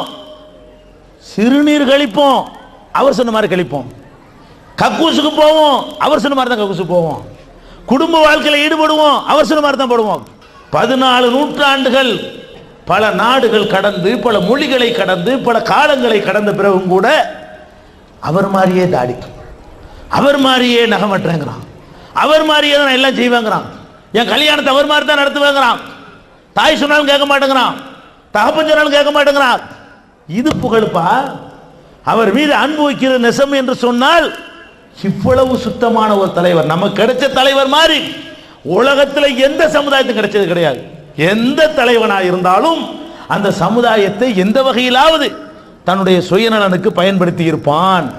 காசு சம்பாதிச்சிருப்பான், புகழ் சம்பாதிச்சிருப்பான், ஏமாத்தி இருப்பான், சுயநலனுக்கு பயன்படுத்தி இருப்பான். ஒரு ஆள் தான் உங்கள்கிட்ட ஒண்ணுமே எதிர்பார்க்கல, அடிதான் வாங்கினாரு, உத தான் வாங்கினாரு, இருந்ததை இழந்தாரு. இப்படிப்பட்ட ஒரு தலைவரை புகழ்ற முறை என்ன? அவர்களை வாழ்க்கையில கடைப்பிடிக்கணும், அவங்க சொன்ன மாதிரியே எல்லாத்தையும் செய்யணும். இந்த முடிவு நீ எடு. நபிகள் நாயகத்தை புகழ்றேன்னு ஒத்துக்கலாம். என்ன பண்றாங்களாம்? புகழ்றாங்களாம். என்னப்பா புகழ்றீங்க? ஒரு பத்தியை கொளுத்தி வச்சு சாம்பிராணியை போட்டுக்கிட்டு எங்களை மாதிரி ஒரு ஆளை காசுக்கு கூலிக்கு பேசி ஊழல் ஓதுறதுல மௌலுது இந்த நடத்துறான், அவனுக்கு ஓத தெரியாது, யாரை கூட்டிட்டு போறான்? எங்களை கூப்பிடுறான், மௌலுக்கு ஓதுன எங்க வீட்டில் வாங்க, நாங்க சும்மா போவோம். எவ்வளவு தருவீங்க? விசிட்டிங் கார்டு அடிச்சு வச்சுக்கிறாங்க. இப்போ ஃபேன்சியா இப்ப வணங்குதா? ஒரு மௌலுது 2 ஆள் வர்றது, 3 ஆள் வர்றது, 4 ஆள் வர்றதுக்கெல்லாம் ரேட் இருக்கிறது. அப்போ மௌலுது ஓதுவதற்காக வேண்டி ரேட்டு போட்டுக்கொண்டு நாங்கள் மௌலுது ஓத வருவோம், எங்களை கூப்பிடுங்க, ஃபோன் நம்பர்லாம் போட்டு, செல்போன் நம்பர், மௌலுது ஓத வேண்டுமா இந்த நம்பரை தொடர்பு கொள்ளுங்கள் என்கிற அளவுக்கு இருக்குத. இவன்லாம் போய் காசு 100 ரூபாய்க்கு 200 ரூபாய்க்கு நீங்கள் கூட்டிகிட்டு போறீங்க. கூலிப்படையை, இது ஒரு கூலிப்படை. இது இந்த கூலிப்படையை கூட்டிக்கிட்டு உட்கார வச்சுக்கிட்டு அவருக்கும் புரியாமல் உங்களுக்கும் புரியாத பாஷையில் யா நபி ஸலாம் அலைக்கும், யா ரசூல் ஸலாம் அலைக்கும்னா இது என்ன லாம் அலைக்கும்ங்கிற? இது என்ன? இது எப்படி? இது வணக்கமா? இது புகழா? இதனால ரசூலுல்லாஹ்வுக்கு ஏதாவது மதிப்பு ஏறுமா? இதை பற்றி 4 பேர் ரசூலுல்லாஹ் உயர்வா நினைக்குவாங்களே? இதை கேட்டுவிட்டு நான் கேட்குறேன், இந்த மௌலுது ஓதுற கூட்டிட்டு போறீங்கல்ல, அந்த ஆட்கள்லாம் கூப்பிடுங்க. யார் வீட்டில எல்லாம் மௌலுது ஓதுனீங்களோ அவங்கள கூப்பிடுங்க. என்ன சொல்லி புகழ்ந்தீங்கன்னு கேளுங்க. புகழ்றேன்னு ஒருத்தன் சொன்னா அவன் என்னன்னு விளங்கி இருக்கணும்ல. சரி, புகழ்ந்தீங்களப்பா, ரசூலுல்லாஹ் தானே புகழ்ந்த, என்ன சொல்லி புகழ்ந்த சொல்லு. திருதுன்னு முடிப்பியா இல்லையா? என்ன ஏமாத்துறதானே இது? நீ புகழல, உன்னை ஏமாத்துறாங்க. உன்னையே எங்களை மாதிரி ஆட்கள் ஏமாத்திட்டு இருக்கிறான். ஏமாந்துறாத. அதே திருப்பி கேளுங்க, என்ன சொல்லி புகழ்ந்தீங்க? முக்கால்வாசி பேருக்கு அர்த்தம் தெரியாது. அது வந்துன்றாங்க, அவ்வளவுதான். அப்ப இந்த மௌலுது என்ற பெயரில் நடக்கிற இந்த பாட்டு, இது ஒரு இபாதத்தா? இது ஒரு வணக்கமா? இதுல எந்த வகையெல்லாம் தப்பு வருதுன்னு பாருங்க. மௌலுதுடைய அர்த்தத்தை ரெண்டாவது வச்சுக்கிறேன்.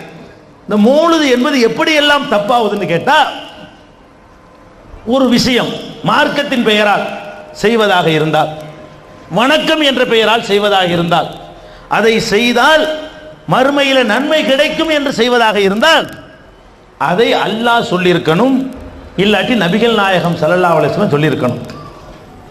இந்த நீங்கள் ஓதுகிற இந்த மௌலுதை ஓதுமாறு குர்ஆன்ல இருக்குதா? குர்ஆன்ல நீங்க எல்லாம் யா நபி ஸலாம் அலைக்கும் ஓதுங்கன்னு இருக்குதா? இல்ல. அல்லது நபிகள் நாயகம் ஸல்லல்லாஹு அலைஹி வஸல்லம் அவங்களா ஒரு வசனத்தை எழுதி தந்து நீங்க ரபியுல் அவ்வல் வந்தவுடனே அந்த மாசத்து 12 நாளைக்கும் இதை படிங்க அப்படின்னு அவங்க சொன்னாங்க என்று ஏதாவது இருக்குதா? இல்ல. நீங்கள் ஓதுகிற இந்த மௌலுது, யா நபி ஸலாம் அலைக்கும் ஓதுறீங்களே, சுப்ஹான மௌலுதுன்னு ஓதுறீங்களே, ரபியுல் அவ்வல் மாதம் 12 நாட்களும் ஓதுகிறீர்களே, இந்த மௌலித் எப்போது உருவாக்கப்பட்டுச்சு தெரியுமா? 400 வருஷத்துக்கு முன்னாடி. எங்கே இருந்து உருவாக்கப்பட்டுச்சு தெரியுமா? நம்ம தமிழ்நாட்டில் இருந்து. இந்த மௌலுது யா நபி ஸலாம் அலைக்கும் எழுதினவன் யாருன்னு கேட்டா, நபிகள் நாயகத்துக்கு இதுக்கு சம்பந்தம் இல்லை, சஹாபாக்களுக்கு இதுல சம்பந்தம் இல்லை, தாபியின்களுக்கு இதுல சம்பந்தம் இல்லை, 4 இமாம்ங்கிறாங்களே அவங்களுக்கு இதுல சம்பந்தம் இல்லை, 2வது நூற்றாண்டில் வாழ்ந்த நன்மக்களுக்கு இதுல சம்பந்தம் இல்லை, 3வது நூற்றாண்டில் வாழ்ந்த நன்மக்களுக்கு இதுல சம்பந்தம் இல்லை, 5வது நூற்றாண்டில் வாழ்ந்த மக்களுக்கு இதுல சம்பந்தம் இல்லை. நபிகள் நாயகத்தில் இருந்து 1100 வருஷமாக வாழ்ந்த மக்கள் இந்த மௌலுதை அறிந்திருக்கவில்லை. இந்த 400 வருஷமா நீங்க ஓதுறீங்களே இந்த மௌலுது, இத 1100 வருஷமாக இந்த உலகத்தில் முஸ்லிம்கள் வாழ்ந்தார்கள். அவர்களுக்கு யாருக்கும் இது தெரியாது. 400 வருஷத்துக்கு முன்னாடி தான் இதை உண்டாக்குனாங்க. அதுவும் இந்த மௌலுதை உலகத்தில் தமிழ்நாட்டில் மட்டும் முஸ்லீம் இருக்கிறானா? அமெரிக்காவில் முஸ்லீம் இருக்கிறான். அவங்ககிட்ட போய் சுபஹான மௌலுது உனக்கு தெரியுமான்னு கேளுங்க. சுபஹான மௌலுதா அப்படின்னு கேட்பாடா இல்லையா? ரஷ்யாவில் முஸ்லீம் இருக்கிறான், பிரான்சில் முஸ்லீம் இருக்கிறான். அவன்கிட்ட கேளுங்க சுபஹான மௌலுதுனா என்னன்னு தெரியுமான்னு கேளுங்க. அப்படின்னா என்னம்மா? குர்ஆன் தெரியுமான்னு கேளுங்க, தெரியுமா? புகாரி தெரியுமான்னு கேளுங்க, தெரியும்னு சொல்லுவான். முஸ்லீம் தெரியுமான்னு கேளுங்க, தெரியும்னு சொல்லுவான். சுபஹான மௌலுது தெரியுமான்னு கேளுங்க, என்னன்னு கேட்பான். அப்ப இந்த தமிழ்நாட்டை தவிர உலகத்தில் எவனுக்கும் தெரியாது இது. ஏன்னா இஸ்லாம் என்ன தமிழ்நாட்டுக்கு வந்த மார்க்கமா? இஸ்லாத்தில் உள்ளதா இருந்தா உலகம் பூரா இருக்கணுமா இல்லையா? அப்ப நீ ஓதுற இந்த மௌலுது அது என்ன தமிழ்நாட்டுக்கு மட்டும்? 5 வேளை தொழுகை நம்ம இருக்குது. திருவல்லிக்கேணிலே அந்த 5 வேளை தொழுகை தான், திருச்சிராப்பள்ளியிலே 5 வேளை தொழுகை தான், அமெரிக்காவிலே 5 வேளை தொழுகை தான், ரஷ்யாவிலே 5 வேளை தொழுகை தான், சவுதி அரேபியாவில் 5 வேளை தொழுகை தான். உலகத்தில் எந்த நாட்டிலும் 5 வேளை தானே தொழுகை. அது சுபுகு தான், அது லொஹர் தான், அது அசர் தான், அது மகரிபு தான், அது இஷா தான். உலகம் பூரா இஸ்லாம்னா உலகம் பூரா ஒரே மாதிரி இருக்கும். டூப்ளிகேட்னா ஊருக்கு ஊர் வித்தியாசமா இருக்கும். நம்மளா கையில மடியில் கண்டுபிடிச்சோம்னா நம்ம ஒன்று கண்டுபிடிப்போம், மண்ணடியில் ஒன்று கண்டுபிடிப்போம், ஆளுக்கு ஒரு மாதிரியா இருக்கும். எது ஒரிஜினலோ குர்ஆன் உலகம் பூரா ஒரே மாதிரி தான் இருக்கும், எந்த மாற்றமும் இருக்காது. புகாரி உலகம் பூரா ஒரே மாதிரியா இருக்கும். அப்ப இந்த மௌலுது என்பது இவன் உண்டாக்கிக்கிட்டான். பாஷை தெரியாத மக்கள் நம்ம எப்படி இருக்கிறோம்? நாங்கள்லாம் சின்ன பிள்ளையில அரபு மொழி இருக்குல்ல, அரபு மொழியில் பேப்பர் கிடந்தா, பேப்பரு கதை புஸ்தகம்லாம் இருக்கிற ஒரு பேப்பர் கிடைக்கணும் வைங்களேன், எங்கள் தாய்மார்கள் எங்கள் குடும்பத்தில் சொல்லி தருவாங்க, குர்ஆன் எடுத்துமாங்க. அரபு மொழி சொல்ல தெரியாது. அதான் அரபில் எது இருந்தாலும் குர்ஆன் நினைக்கக்கூடிய அளவுக்கு நம்ம நினச்சிக்கிட்டு இருக்கிறோம். அரபில் ஒரு சினிமா பாட்டு இருக்குன்னு வைங்களேன், அந்த பேப்பரை எடுத்துக்கிட்டு என்ன செய்வோம்? சினிமா பாட்டு எழுதி வச்சிருப்பான்.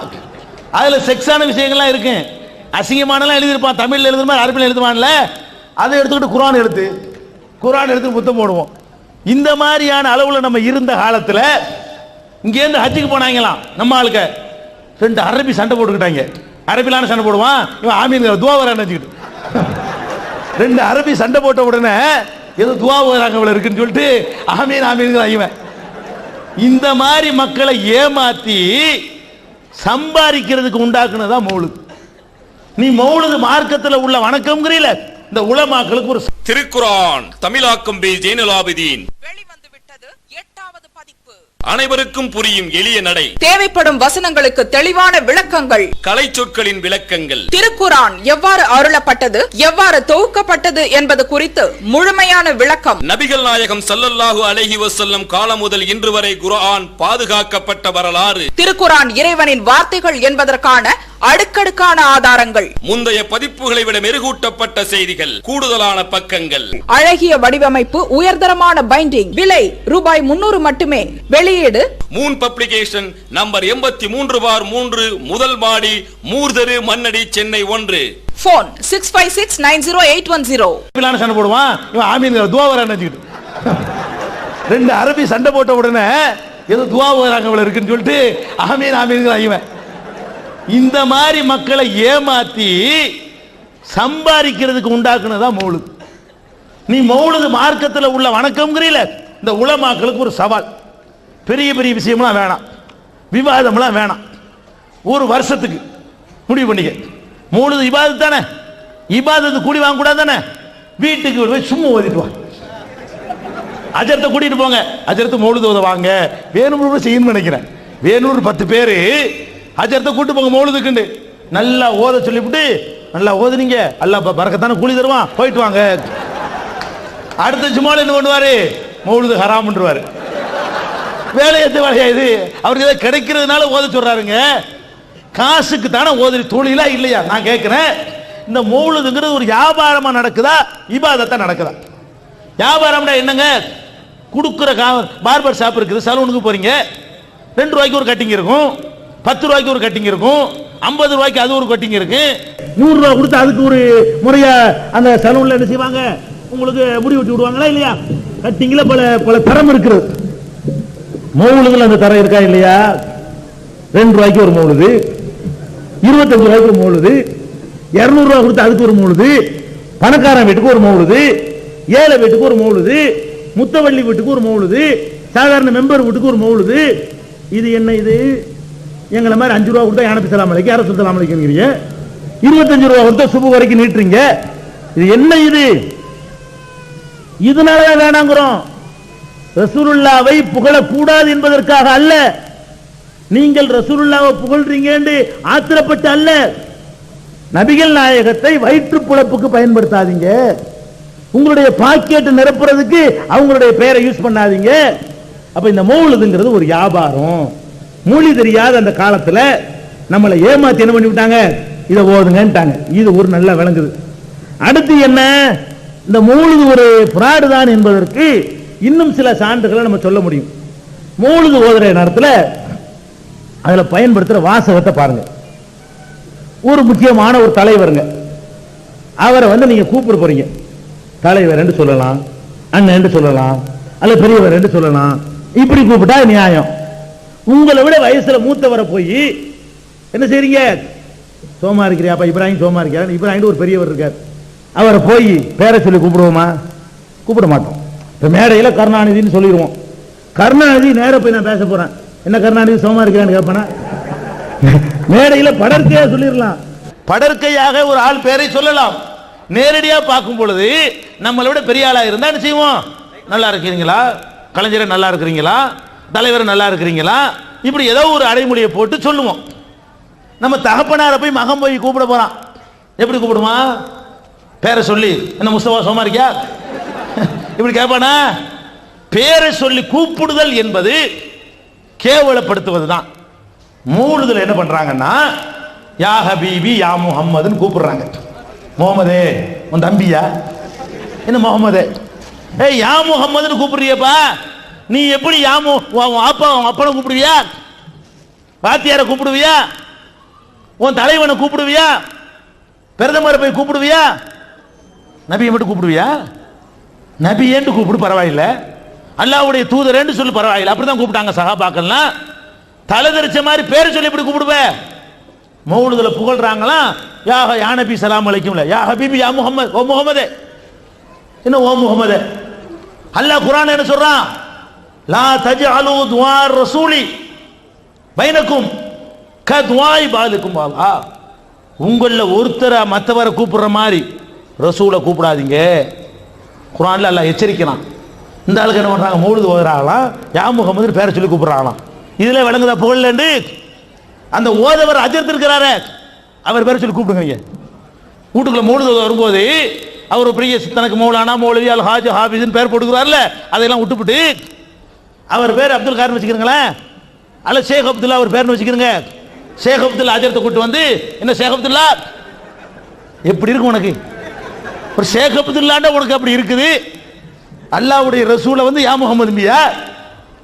அப்ப ஃபர்ஸ்ட் மௌலுது தப்புங்கிறதுக்கு ஆதாரம் என்னன்னு கேட்டா, நபிகள் நாயகத்தை நீங்க என்ன செய்றீங்க? இழிவுபடுத்துறீங்க. விளங்குதா? மௌலுதுல உள்ள இன்னொரு இழிவை சொல்றேனே, இன்னொரு இழிவு. ஒரு ஆளை நீங்க பாக்குறீங்க, ஒரு முஸ்லீம் இன்னொரு முஸ்லீமை பார்த்தா சலாம் சொல்லணும். நான் உங்களை பார்க்குறேன் அஸ்ஸலாமு அலைக்கும்ங்கணும், நீங்க என்னைய பார்க்குறீங்க அஸ்ஸலாமு அலைக்கும்ங்கணும். ஒரு மரமோ செடியோ மறைத்து விட்டு மறுபடி சந்திச்சா கூட மறுபடி சலாம் சொல்லணும், ஹதீஸ் இருக்கிறது. இப்போ பார்த்துவிட்டோம், உள்ள நுழைஞ்சிட்டோம், மறுபடி வெளியே வர்றோம், 5 நிமிஷத்துக்கு முந்தினா சொன்னோன்னு சொல்லக்கூடாது, மறைஞ்சிட்டு வந்தா மறுசலாம் சொல்லணும் என்றெல்லாம் ரசூல் ஸல்லல்லாஹு அலைஹி வஸல்லம் அவர்கள் நமக்கு வழிகாட்டி இருக்கிறாங்க. இது சுன்னத்து. ஓகே. ஒரு ஆள் வர்றாருங்க, அவர் வந்து இந்த ஊர்லேயே முத்தவள்ளி, அவர் தான் அந்த பள்ளிக்கூடத்துக்கு ஹெட் மாஸ்டராகவும் இருக்கார். திருவல்லிக்கேணியில் ஒரு பள்ளிக்கூடம் இருக்கு, அதுக்கு ஹெட் மாஸ்டர் அவர் தான். அதுக்கு முத்தவள்ளி பள்ளிவாசல் இருக்குது, அதுக்கு முத்தவள்ளி அவராக தான் இருக்கிறாரு. ஒரு 2-3 கடை வச்சுக்கிறாரு, அதுக்கு அதிபராகவும் இருக்கிறாரு, அந்த வார்டு கவுன்சிலராகவும் இருக்கிறாரு. இப்படி ஏராளமான பதவி அவருக்கு இருக்குன்னு வைங்களேன். அவர் பார்த்துவிட்டு, அவர் பேர் சையது இப்ராஹிம் வச்சுக்கிறங்க, சையது இப்ராஹிம் அஸ்ஸலாமு அலைக்கும், பள்ளிவாசல் முத்தவள்ளி அஸ்ஸலாமு அலைக்கும், பள்ளிக்கூடத்து பிரின்சிபா முதல்வரே அஸ்ஸலாமு அலைக்கும், 10 கடை ஓனரே அஸ்ஸலாமு அலைக்கும், இப்ராஹிம் மோகனே அஸ்ஸலாமு அலைக்கும், அப்துல் காருக்கு தகப்பனே அஸ்ஸலாமு அலைக்கும், நூர்ஜஹானுக்கு புருஷனே அஸ்ஸலாமு அலைக்கும்னா கோபம் வராதா? ஒரு ஆளுக்கு சலாம் சொல்றதா இருந்தா ஒரு தடவை சொல்லிட்டு போ, அதான் சலாம் சொல்றது. இவங்க என்ன பண்ணா தெரியுமா? அஸ்ஸலாமு அலைக்க ஜைனல் அம்பியாயி, அஸ்ஸலாமு அலைக்க அத்துக்கல்லத்துக்கு யாயி, அஸ்ஸலாமு அலைக்க அசுபல், எல்லாம் ஒரு ஆள் தான்.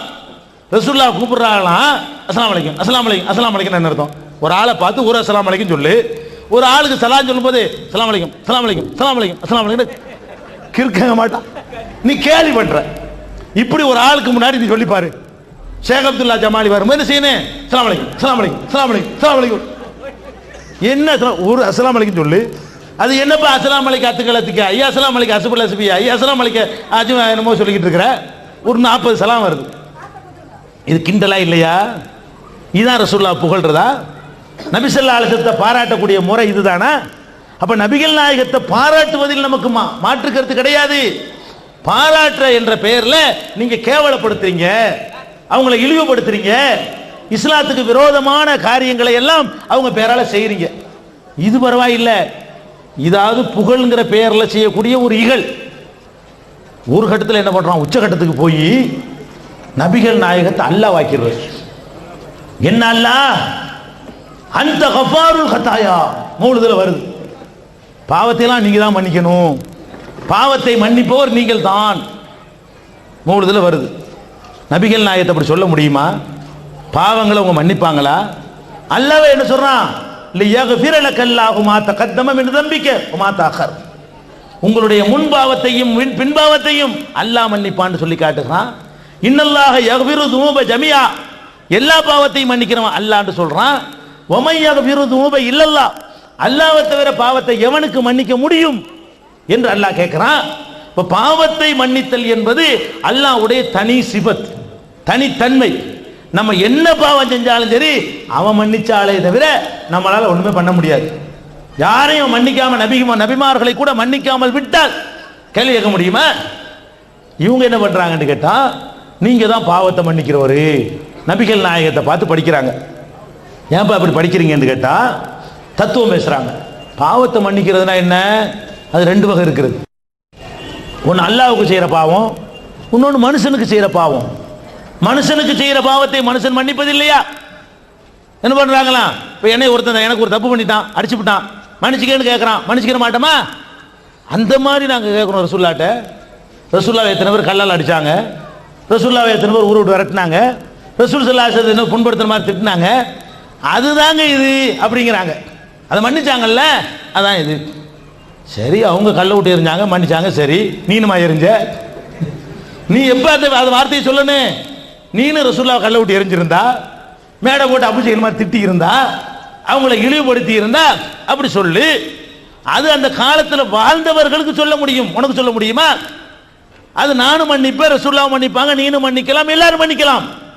ஒரு மனுஷன் செய்யற தவறை இன்னொரு மனுஷன் மன்னித்தல் என்பது உண்டு. அல்லாஹ்வுக்கு செய்யற தவறை அல்லாஹ் தான் மன்னிக்கணும். இவங்க என்ன பண்றாங்கன்னா, நீங்கள் தான் பாவத்தை மன்னிப்போர் என்பது நாங்க அதை சொல்றோம். எத்தனை பேர் ரசூலுல்லாஹ் மன்னிச்சிருக்காங்க இல்லையா? அதைத்தான் சொல்றோம். அதைத்தான் சொல்றீங்களா? நீங்க செஞ்சதை மன்னிக்கிற மாதிரி சொல்லலையா? அதையும் சொல்றாங்க. பிந்தி வருது, என்ன வருது? கஃபிரு அன்னி துனூபி, எனவே என் பாவத்தை மன்னித்து விடுங்கள்னு சொல்றான். அந்த கஃபாருல் கத்தாயாவுக்கு வியாக்கியானம் கொடுக்குறாங்க. என்ன வியாக்கியானம்? ரசூலுல்லாஹ் பாவத்தை மன்னிக்கிறவர் நாங்க சொல்றோமே, எதை சொல்றோம் தெரியுமா? எத்தனையோ கெட்டவர்களை மன்னித்தார்களே, அடித்தவர் ஹிந்தாவை மன்னித்தார்களே, வஹ்ஷியை மன்னித்தார்களே, அபூ சுஃபியானை மன்னித்தார்களே, ஹாலித் இப்னு வலீதை மன்னித்தார்களே, அதைத்தான் சொல்றோம். சரி, அதை சொல்லிட்டு போப்பா, சரி அந்த அர்த்தம் வச்சுக்கிறோம்.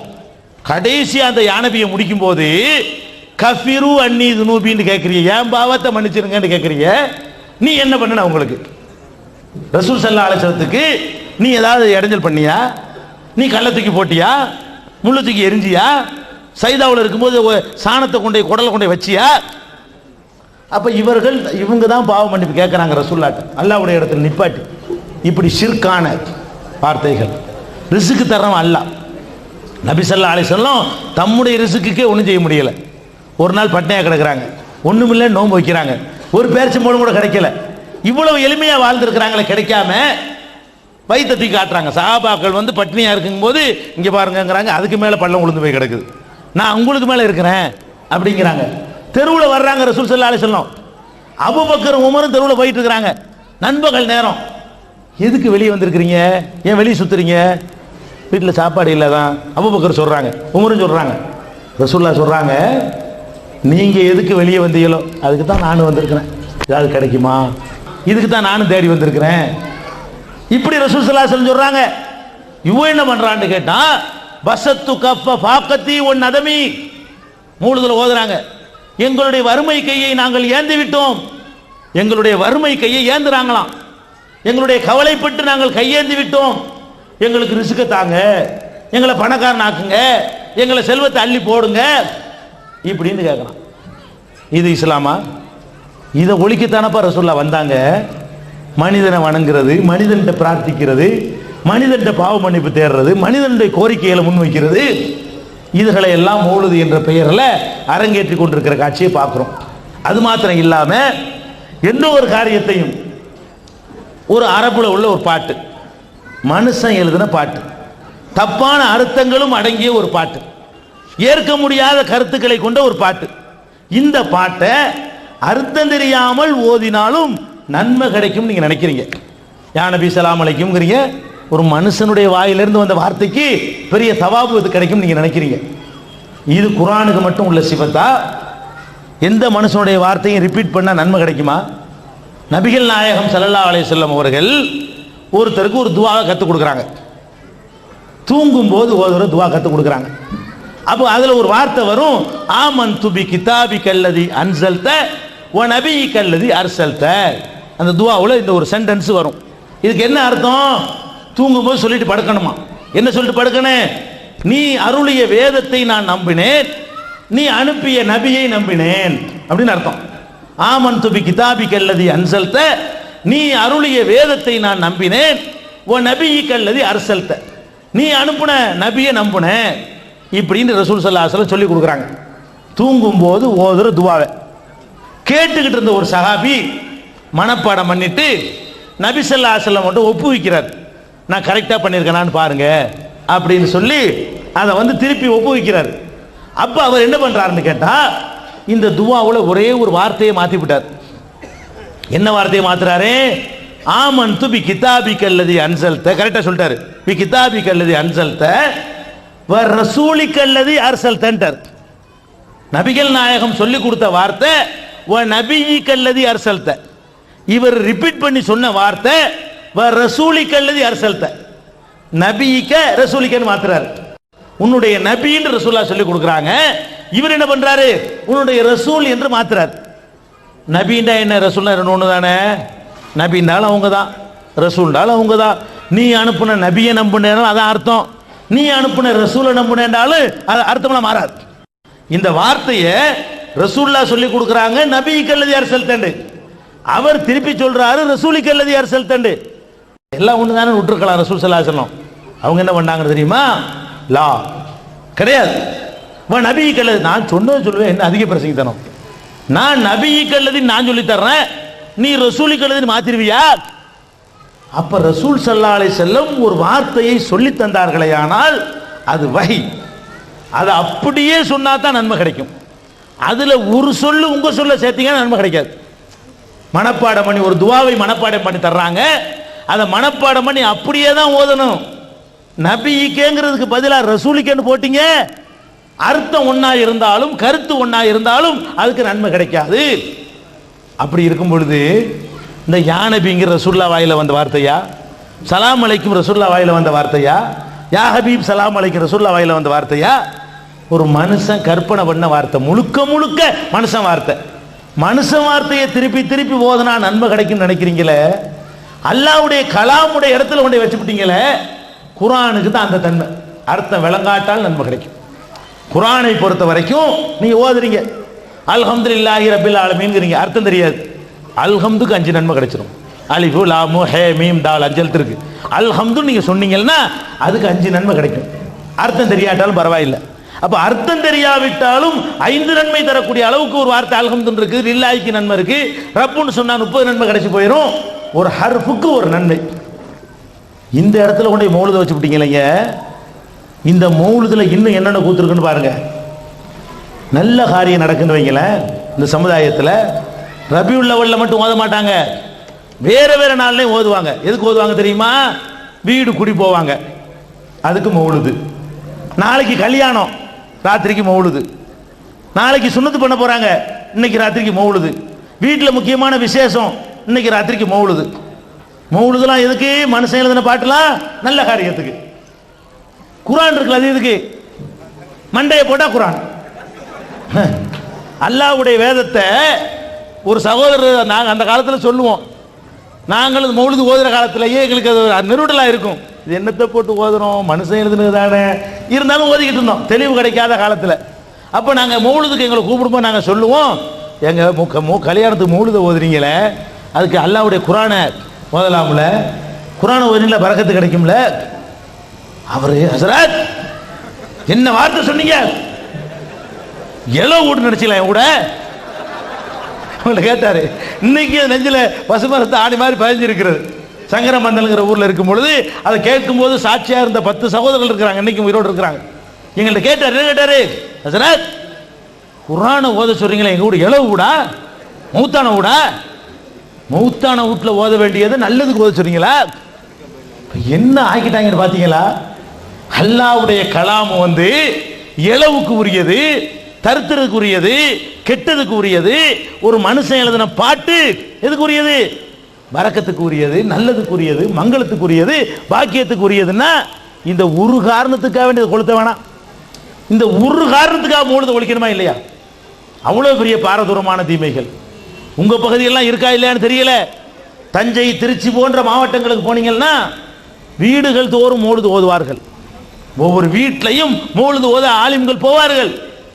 தஞ்சை மாவட்டத்து வீடுகளை பற்றி உங்களுக்கு தெரியும். 90% ஆண்கள் வெளிநாடுகளில் இருப்பார்கள், உள்நாட்டில் இருக்க மாட்டாங்க. வீட்டில் பெண்கள் தான் இருப்பாங்க.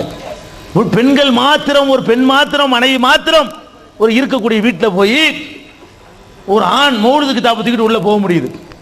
வேற ஒரு ஆண் கூட என்ன செய்யலாம், கூட ஓச்சு போடுவாங்க, டே இங்கட வந்தம்மா.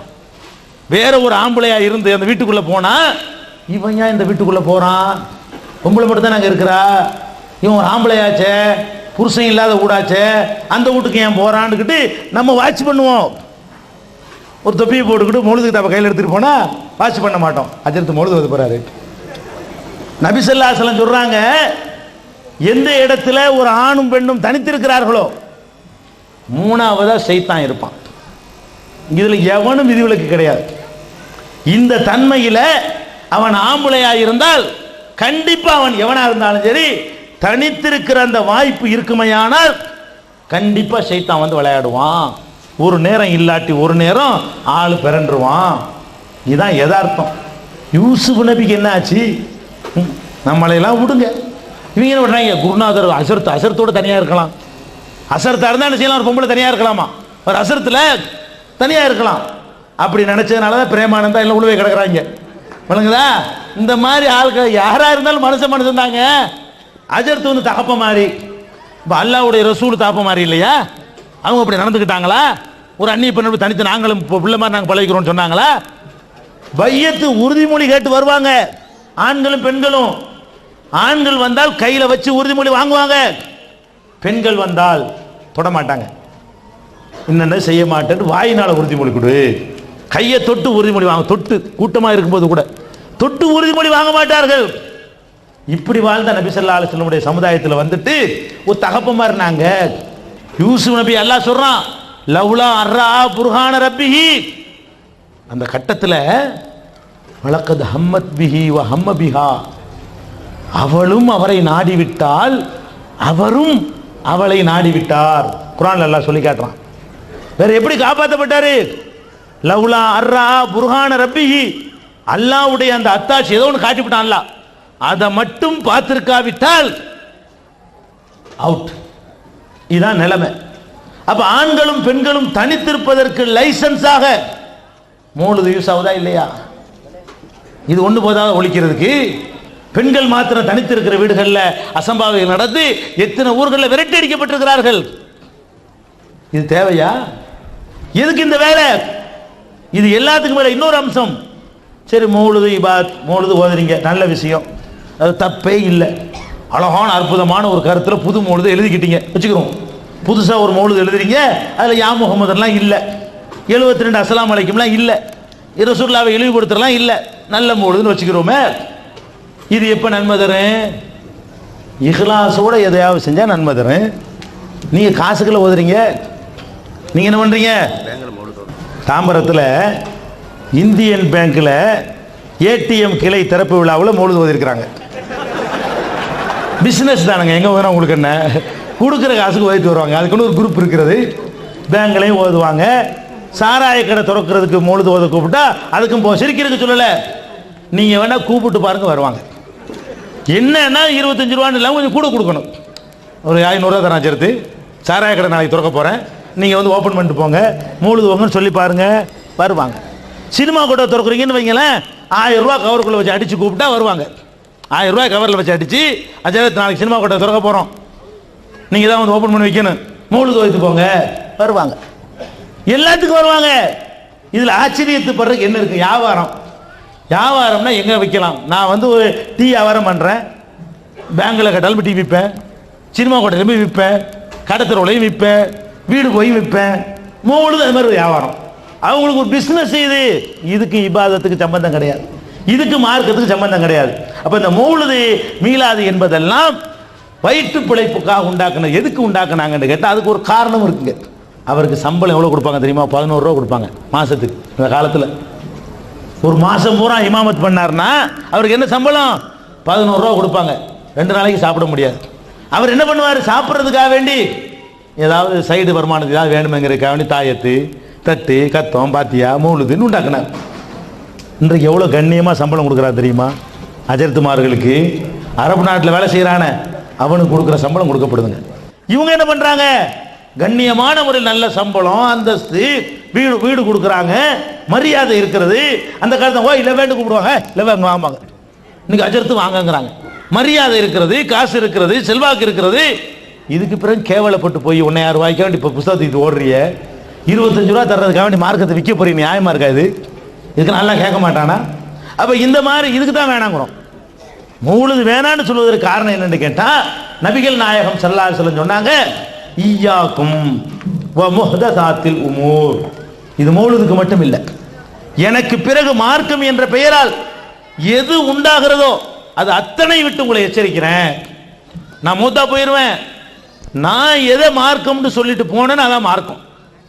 என்னுடைய மௌத்துக்கு பிறகு ஏதாவது உண்டாக்குனீங்க, ஜாக்கிரதை, எச்சரிக்கிறேன், உண்டாக்கிறாதீங்க. குல்ல முஹதஸத்தின் பிதா, எனக்கு பிறகு உண்டாக்குற எல்லாமே அனாச்சாரம். ஓ குல்ல பிதாத்தின் லலாலா, எல்லா அனாச்சாரமும் வழிகேடு. ஓ குல்ல லலாலத்தின் பின்னார், எல்லா வழிகேடும் நரகத்தில் சேர்க்கும். இப்போ நபிகள் நாயகர் சொல்றாங்க, எனக்கு பிறகு உண்டாவுதா, அதான் அளவுகள். வேற ஒரு ஆதாரம் நீங்க தேட வேணாங்க. மௌலிதுடைய அர்த்தம்லாம் உங்களுக்கு தெரிய வேணாம், அதனுடைய விளைவுகள்லாம் உங்களுக்கு விளங்க வேணாம். உன்னை விளங்கி வச்சா போதும். என்ன விளங்கணும்? இதை நம்ம ஓதணும், மௌலித ஓதணுங்கிறாங்களா? சரி, ஒரு கேள்வி கேளுங்க, இது நபிகள் நாயகம் காலத்தில் இருந்ததா? இல்லை, தூக்கி போடும். இது அளவுகள். பெரிய தலிலாம் தேட வேணாம். கத்தம் ஓதுறாங்களா?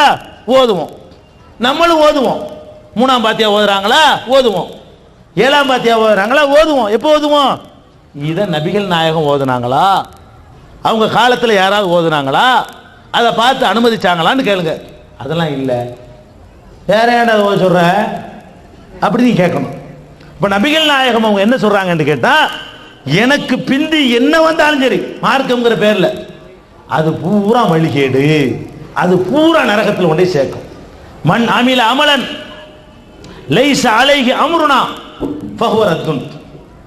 நம்முடைய கட்டளை இல்லாமல், என்னுடைய கட்டளை இல்லாமல் ஒரு அமலை யாராவது செய்தால் ஃபஹுவ ரத்துன், அது ரத்து செய்யப்படும். ரத்துங்கிற அரபி வார்த்தை, விவாகரத்து, மதுவிலக்கு ரத்துன்னு தமிழுக்கு எடுத்துக்கிட்டாங்க. அந்த வார்த்தை தான் அது.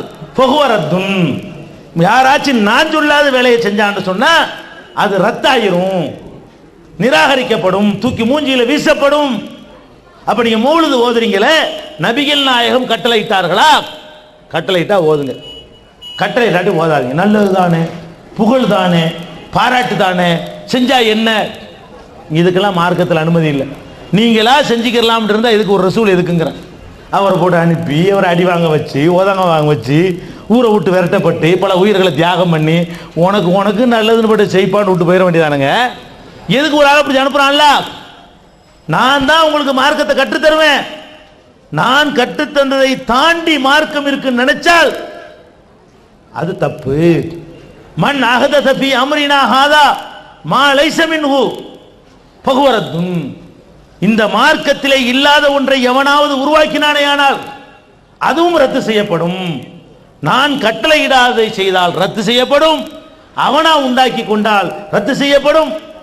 அலி ரலியல்லாஹு அன்ஹு சொன்னார்கள், நபி ஸல்லல்லாஹு அலைஹி சொன்னதாக, யார் ஒருத்தன் மார்க்கத்தின் பெயரால் புதிதாக உருவாக்குறவனுக்கு ஆதரவாக இருக்கிறானோ, மௌலிது ஓதுறவன் மட்டும் குற்றவாளி இல்லை, அது மார்க்கத்தில் இல்லாதது, நேத்து உண்டானது, 400 வருஷத்துக்கு முந்தி உண்டானது என்று தெரிந்து கொண்டு அதை ஆதரித்தீர்களேயானால் லஅனல்லாஹு, அல்லாஹ் அவனை லஅனத்து செய்கிறான், நாசமா போடான்னு அல்லாஹ் சொல்றான்.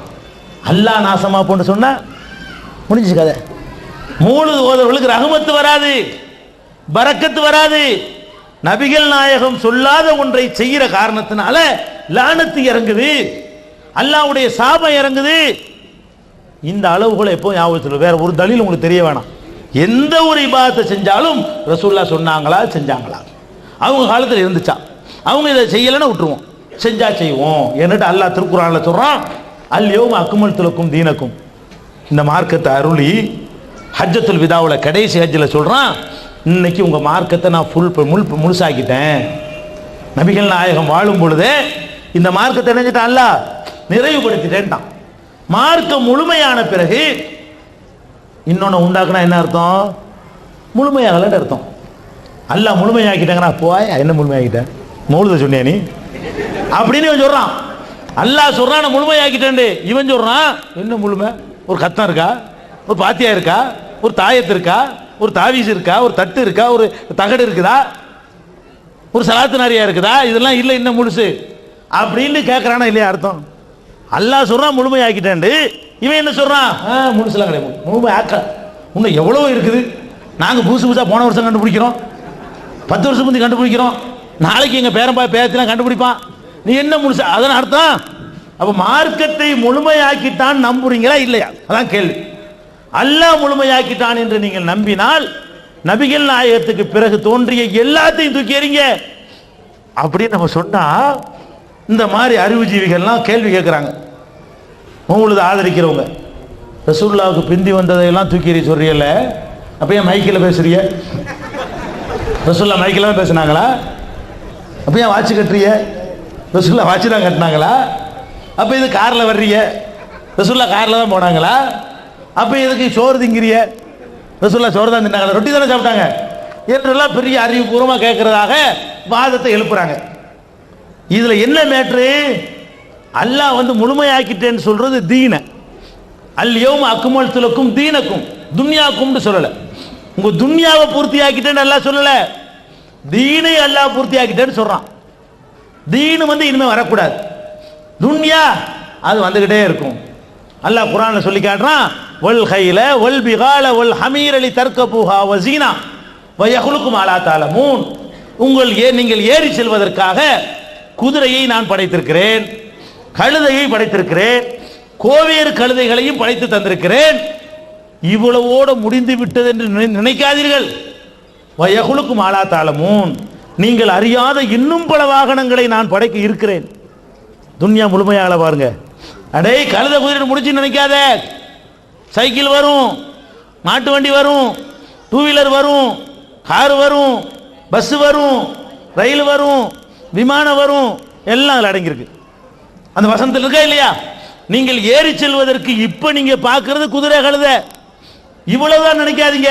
முடிக்கல, நான் வேலையை முடிக்கல, இன்னும் வச்சிருக்கிறேன், இன்னும் படைக்குவேன். யஹ்லுகு மா லா தஅலமூன், நீங்கள் அறியாத எத்தனை விஷயங்களை நான் படைக்க இருக்கிறேன் அல்லாஹ் சொல்றான். இதுல என்ன விளங்குது? துன்யா முழுமைப்படுத்தப்படவில்லை, துன்யாவில் வர வேண்டிய விஷயங்கள் நிறைய இருக்கிறது, அது துன்யா. இதை மைக்க போட்டு பேசுறமே, மைக்கு போட்டால் 10 நன்மை கூட. எவன் ஒருவன் நல்ல மைக்கை வாங்கி வீட்டில் வைத்துக் கொள்கிறானோ அவனுக்கு அல்லாஹ் சொர்க்கத்திலே ஒரு மாளிகை எழுப்புகிறான்னு சொன்னா அது சொல்லு. மைக்கு இபாதத்தா பண்ணி மௌலிதுக்கு என்ன சொல்ற? எவன் ஒரு மௌலிது ஓதுகிறானோ அவனுக்கு ரசூலுல்லாஹ் ஷபாத் செய்வார்கள், எவன் ஒரு மௌலிது ஓதுகிறானோ அவனுக்கு அல்லாஹ்வுடைய ரஹ்மத் அப்படி இறங்கும் எவன் ஒரு மௌலிது ஓதுகிறானோ அவனுக்கு இப்படி சொல்றீல, இப்படி சொன்னா அது தீனு. மைக்குக்கு நாங்க எப்போ சொன்னோமா, மைக்கில் பாவிகளா மைக் வைக்காம இருக்கிறேடா அப்படி சொன்னோமா? மைக்கு எதுக்கு? 25 பேர் உட்காந்து எடுத்து தூக்கி போட்டுருவோம். மைக்கு எதுக்கு வச்சுக்கிறோம்? வந்தவங்க 25 பேர் உங்களுக்குள்ள உட்காந்துருந்தீங்கன்னா இதை தூக்கி ஓரம் கடித்து பண்ணிட்டு பேசி போயிடுவோம். அதிகமான மக்கள் இருக்கிறீங்க, அவ்வளோ பேர் கத்த முடியாது. ஒரு மனிதனுடைய டெசிபல் ஒரு அளவு தான், அதுக்கு மேலே டெசிபல் ஏற்றி கத்த முடியாது. அதனால என்ன பண்ண வேண்டியிருக்கு? ஒளியை பெருக்கி தருவதற்கு ஒரு சாதனத்தை நாங்கள் யூஸ் பண்ணுறோம். இது நன்மையை நாடியாக செய்கிறோம், மறுமையில் தவாப்புக்கா செய்கிறோம், வசதிக்கு செய்கிறோம். வசதிக்கு தான் ஓடுது வருன்னு சொல்லி தொலைச்சிட்டு போ, வசதிக்கு. அதே இபாதத்துங்கிற தீனு எதுக்கு சொல்ற? இதே மாதிரி தான் வாட்சி கட்டுறோம். எவன் ஒருவன் வாட்சி கட்டி தொழுகிறானோ அவனுக்கு 100 நன்மை கூட கிடைக்கும், எவன் வாட்சி கட்டாமல் தொழுகிறானோ அவனுக்கு 1 நன்மை தான் கிடைக்கும். அப்படி சொன்னா வாட்சிக்கு பிதத்துன்னு சொல்லலாம். என்னடா இது ரசூலுல்லாஹ் ஸல்லல்லாஹு சொல்றேன்னு கேட்கலாம். வாட்சி கட்டி கட்டாமல் தூக்கி எரிஞ்சு போயிரு, அதனால என்ன இருக்கு? நீ வாட்சி கட்டினாலும் ஒன்று தான், கட்டாட்டாலும் ஒன்று தான், குதிரையில் ஏறி போனாலும் ஒன்று தான், கழுதில் ஏறினாலும் ஒன்று தான், நடந்து வந்தாலும் ஒன்று. பள்ளிவாசலில் தொழுவ போகிறோம். எவன் ஒருவன் காரில் போகிறானோ அவனுக்கு 100 நன்மை, இவன் கழுதையில் போகிறானோ அவனுக்கு 10 நன்மைன்னு சொன்னா அப்ப என்ன செய்ய? இது என்னப்பா இது ரசூலுல்லாஹ் சொல்ல கேளு. கார் வசதிக்கு உள்ளதுப்பா, வீடு வசதிக்கு உள்ளது. இந்த லைட் போட்டாங்களா? இந்த லைட் போட்டாட்டி இப்போ என்ன போட்ட நன்மையா? வசதிக்கு போடுறோம்டா, இபாதத்து நான் போடுறோம். இதை நான் வேறுபடுத்தல, அல்லாஹ்வுடைய ரசூல் வேறுபடுத்துறாங்க. எப்படி வேறுபடுத்துறாங்க? மதீனாவுக்கு வர்றாங்க. வந்த புதுசில் என்ன பண்றாங்கன்னா, மதீனாவில் போனால் விவசாயம், பேரிச்சம்பழ விவசாயம். பேரிச்ச மரங்களில் ஆண் மரம் பெண் மரம் இருக்கும். அதை இதையும் கோர்த்து ஜாயிண்ட் பண்ணி மகரந்த சேர்க்கைன்னு சொல்லி விவசாயம் பண்ணுவாங்க. அதை நபிகள் நாயகம் பார்க்குறாங்க. பார்த்தா அவளுக்கு பிடிக்கல, இது நல்ல செயல் மாதிரி தெரியல. அவங்களுக்கு விவசாயத்தை பற்றி நாலேஜ் கிடையாது. மக்காவாசிகளுக்கு விவசாயம்னா சரியாக தெரியாது, மதீனாவாசிகளுக்கு தான் விவசாயம் தெரியும். இவங்க என்ன பண்ணுறாங்கன்னா, லவ்லம் தஃபால் இது விட்டுலாம்ப்பா, என்னத்துக்கு எப்படி பண்ணுறீங்க, சும்மா சாதாரணமாக வரட்டும்பா அப்படின்ட்டாங்க. அந்த மக்கள் அதை விட்டுட்டாங்க. மகசூல் குறைஞ்சி போச்சு. அப்புறம் பார்க்குறாங்க, மரத்தை ஒன்றையும் காணோம், வெறும் மரமாக நிற்கிது. அப்போ கேட்குறாங்க, மாலி நகலிக்கும், என்னாச்சு உங்கள் பேரிச்ச மரத்துக்கு என்ன ஆச்சு? என்ன ஆச்சா? நீங்கள் என்ன சொன்னீங்க? உங்களால தான் அப்படி ஆச்சு அப்படிங்கிறாங்க. அப்போ ரசூல் ஸல்லல்லாஹு அலைஹி சொல்கிறாங்க, இல்லைப்பா, இன்னமான பஷரும், நான் ஒரு மனுஷன். இதை அமர்த்துக்கும் மின் அம்ரி தீனிக்கும், உங்களுடைய தீன் சம்பந்தமாக எதையாவது நான் சொன்னால் பாத்தும் மின்கும் அஸ்ததாத்தும், இயன்ற அளவுக்கு அதை கடைப்பிடியுங்கள். இதை அமர்த்துக்கும் மின் அம்ரி துன்யாக்கும், துன்யா சம்பந்தமா இப்படி விவசாயம் பண்ணுங்க, இந்த தண்ணியை பாய்ச்சுங்க, சொட்டு நீர் பாசனம் பண்ணுங்க, இப்படி ஏதாவது நான் சொன்னேனே ஆனால் அந்தும் அலம்பி அம்ரி துன்யாக்கும், உங்க துன்யா உங்களுக்கு தான் நல்லா வழங்கும் என்ற ஆர்குமெண்ட் பண்ணுங்க. இல்லை இல்லை தான் சரி, அதான் சரின்னு கேளுங்க. தீனு சம்பந்தமா இப்படி தான் கையை உயர்த்தணும், உயர்த்துக்கிறங்க, இப்படி தான் விவசாயம் பண்ண கேள்வி கேட்டுருங்க அப்படின்னு ரசூல் ஸல்லல்லாஹு அலைஹி வஸல்லம் விலைக்கு சொல்றாங்க. அவங்க சொல்லித்தர தீனில் அதிகமாக்காது, துன்யாவில் என்ன வேண்டாலும் வரும், அதில் மார்க்கத்துக்கு தடை இல்லாட்டி யூஸ் பண்ணிட்டு போ. இந்த அளவுகோல் அடிப்படையில் தான் மீலாது என்ற ரசூலுல்லாஹ் காலத்தில் கொண்டாடப்படவில்லை. சஹாபாக்கள் யாரும் ரசூலுல்லாஹ்வுக்கு பிறந்த நாள் கொண்டாடவில்லை, தாபீன்கள் கொண்டாடலை, இமாம்கள் கொண்டாடலை, 1100 வருஷமா கொண்டாடலை. சமீபத்தில் உண்டானது என்ற காரணத்தினால் அது வழிகேடு, அது நரகத்தில் சேர்க்கும் என்று சொல்லி நம்ம இந்த மக்கள்கிட்ட கொண்டு செல்லக்கூடிய நன்மக்களாக அல்லாஹ் ரப்பல் ஆலமீன் நம் அனைவரையும் ஆக்கி அருள் புரிவானாக.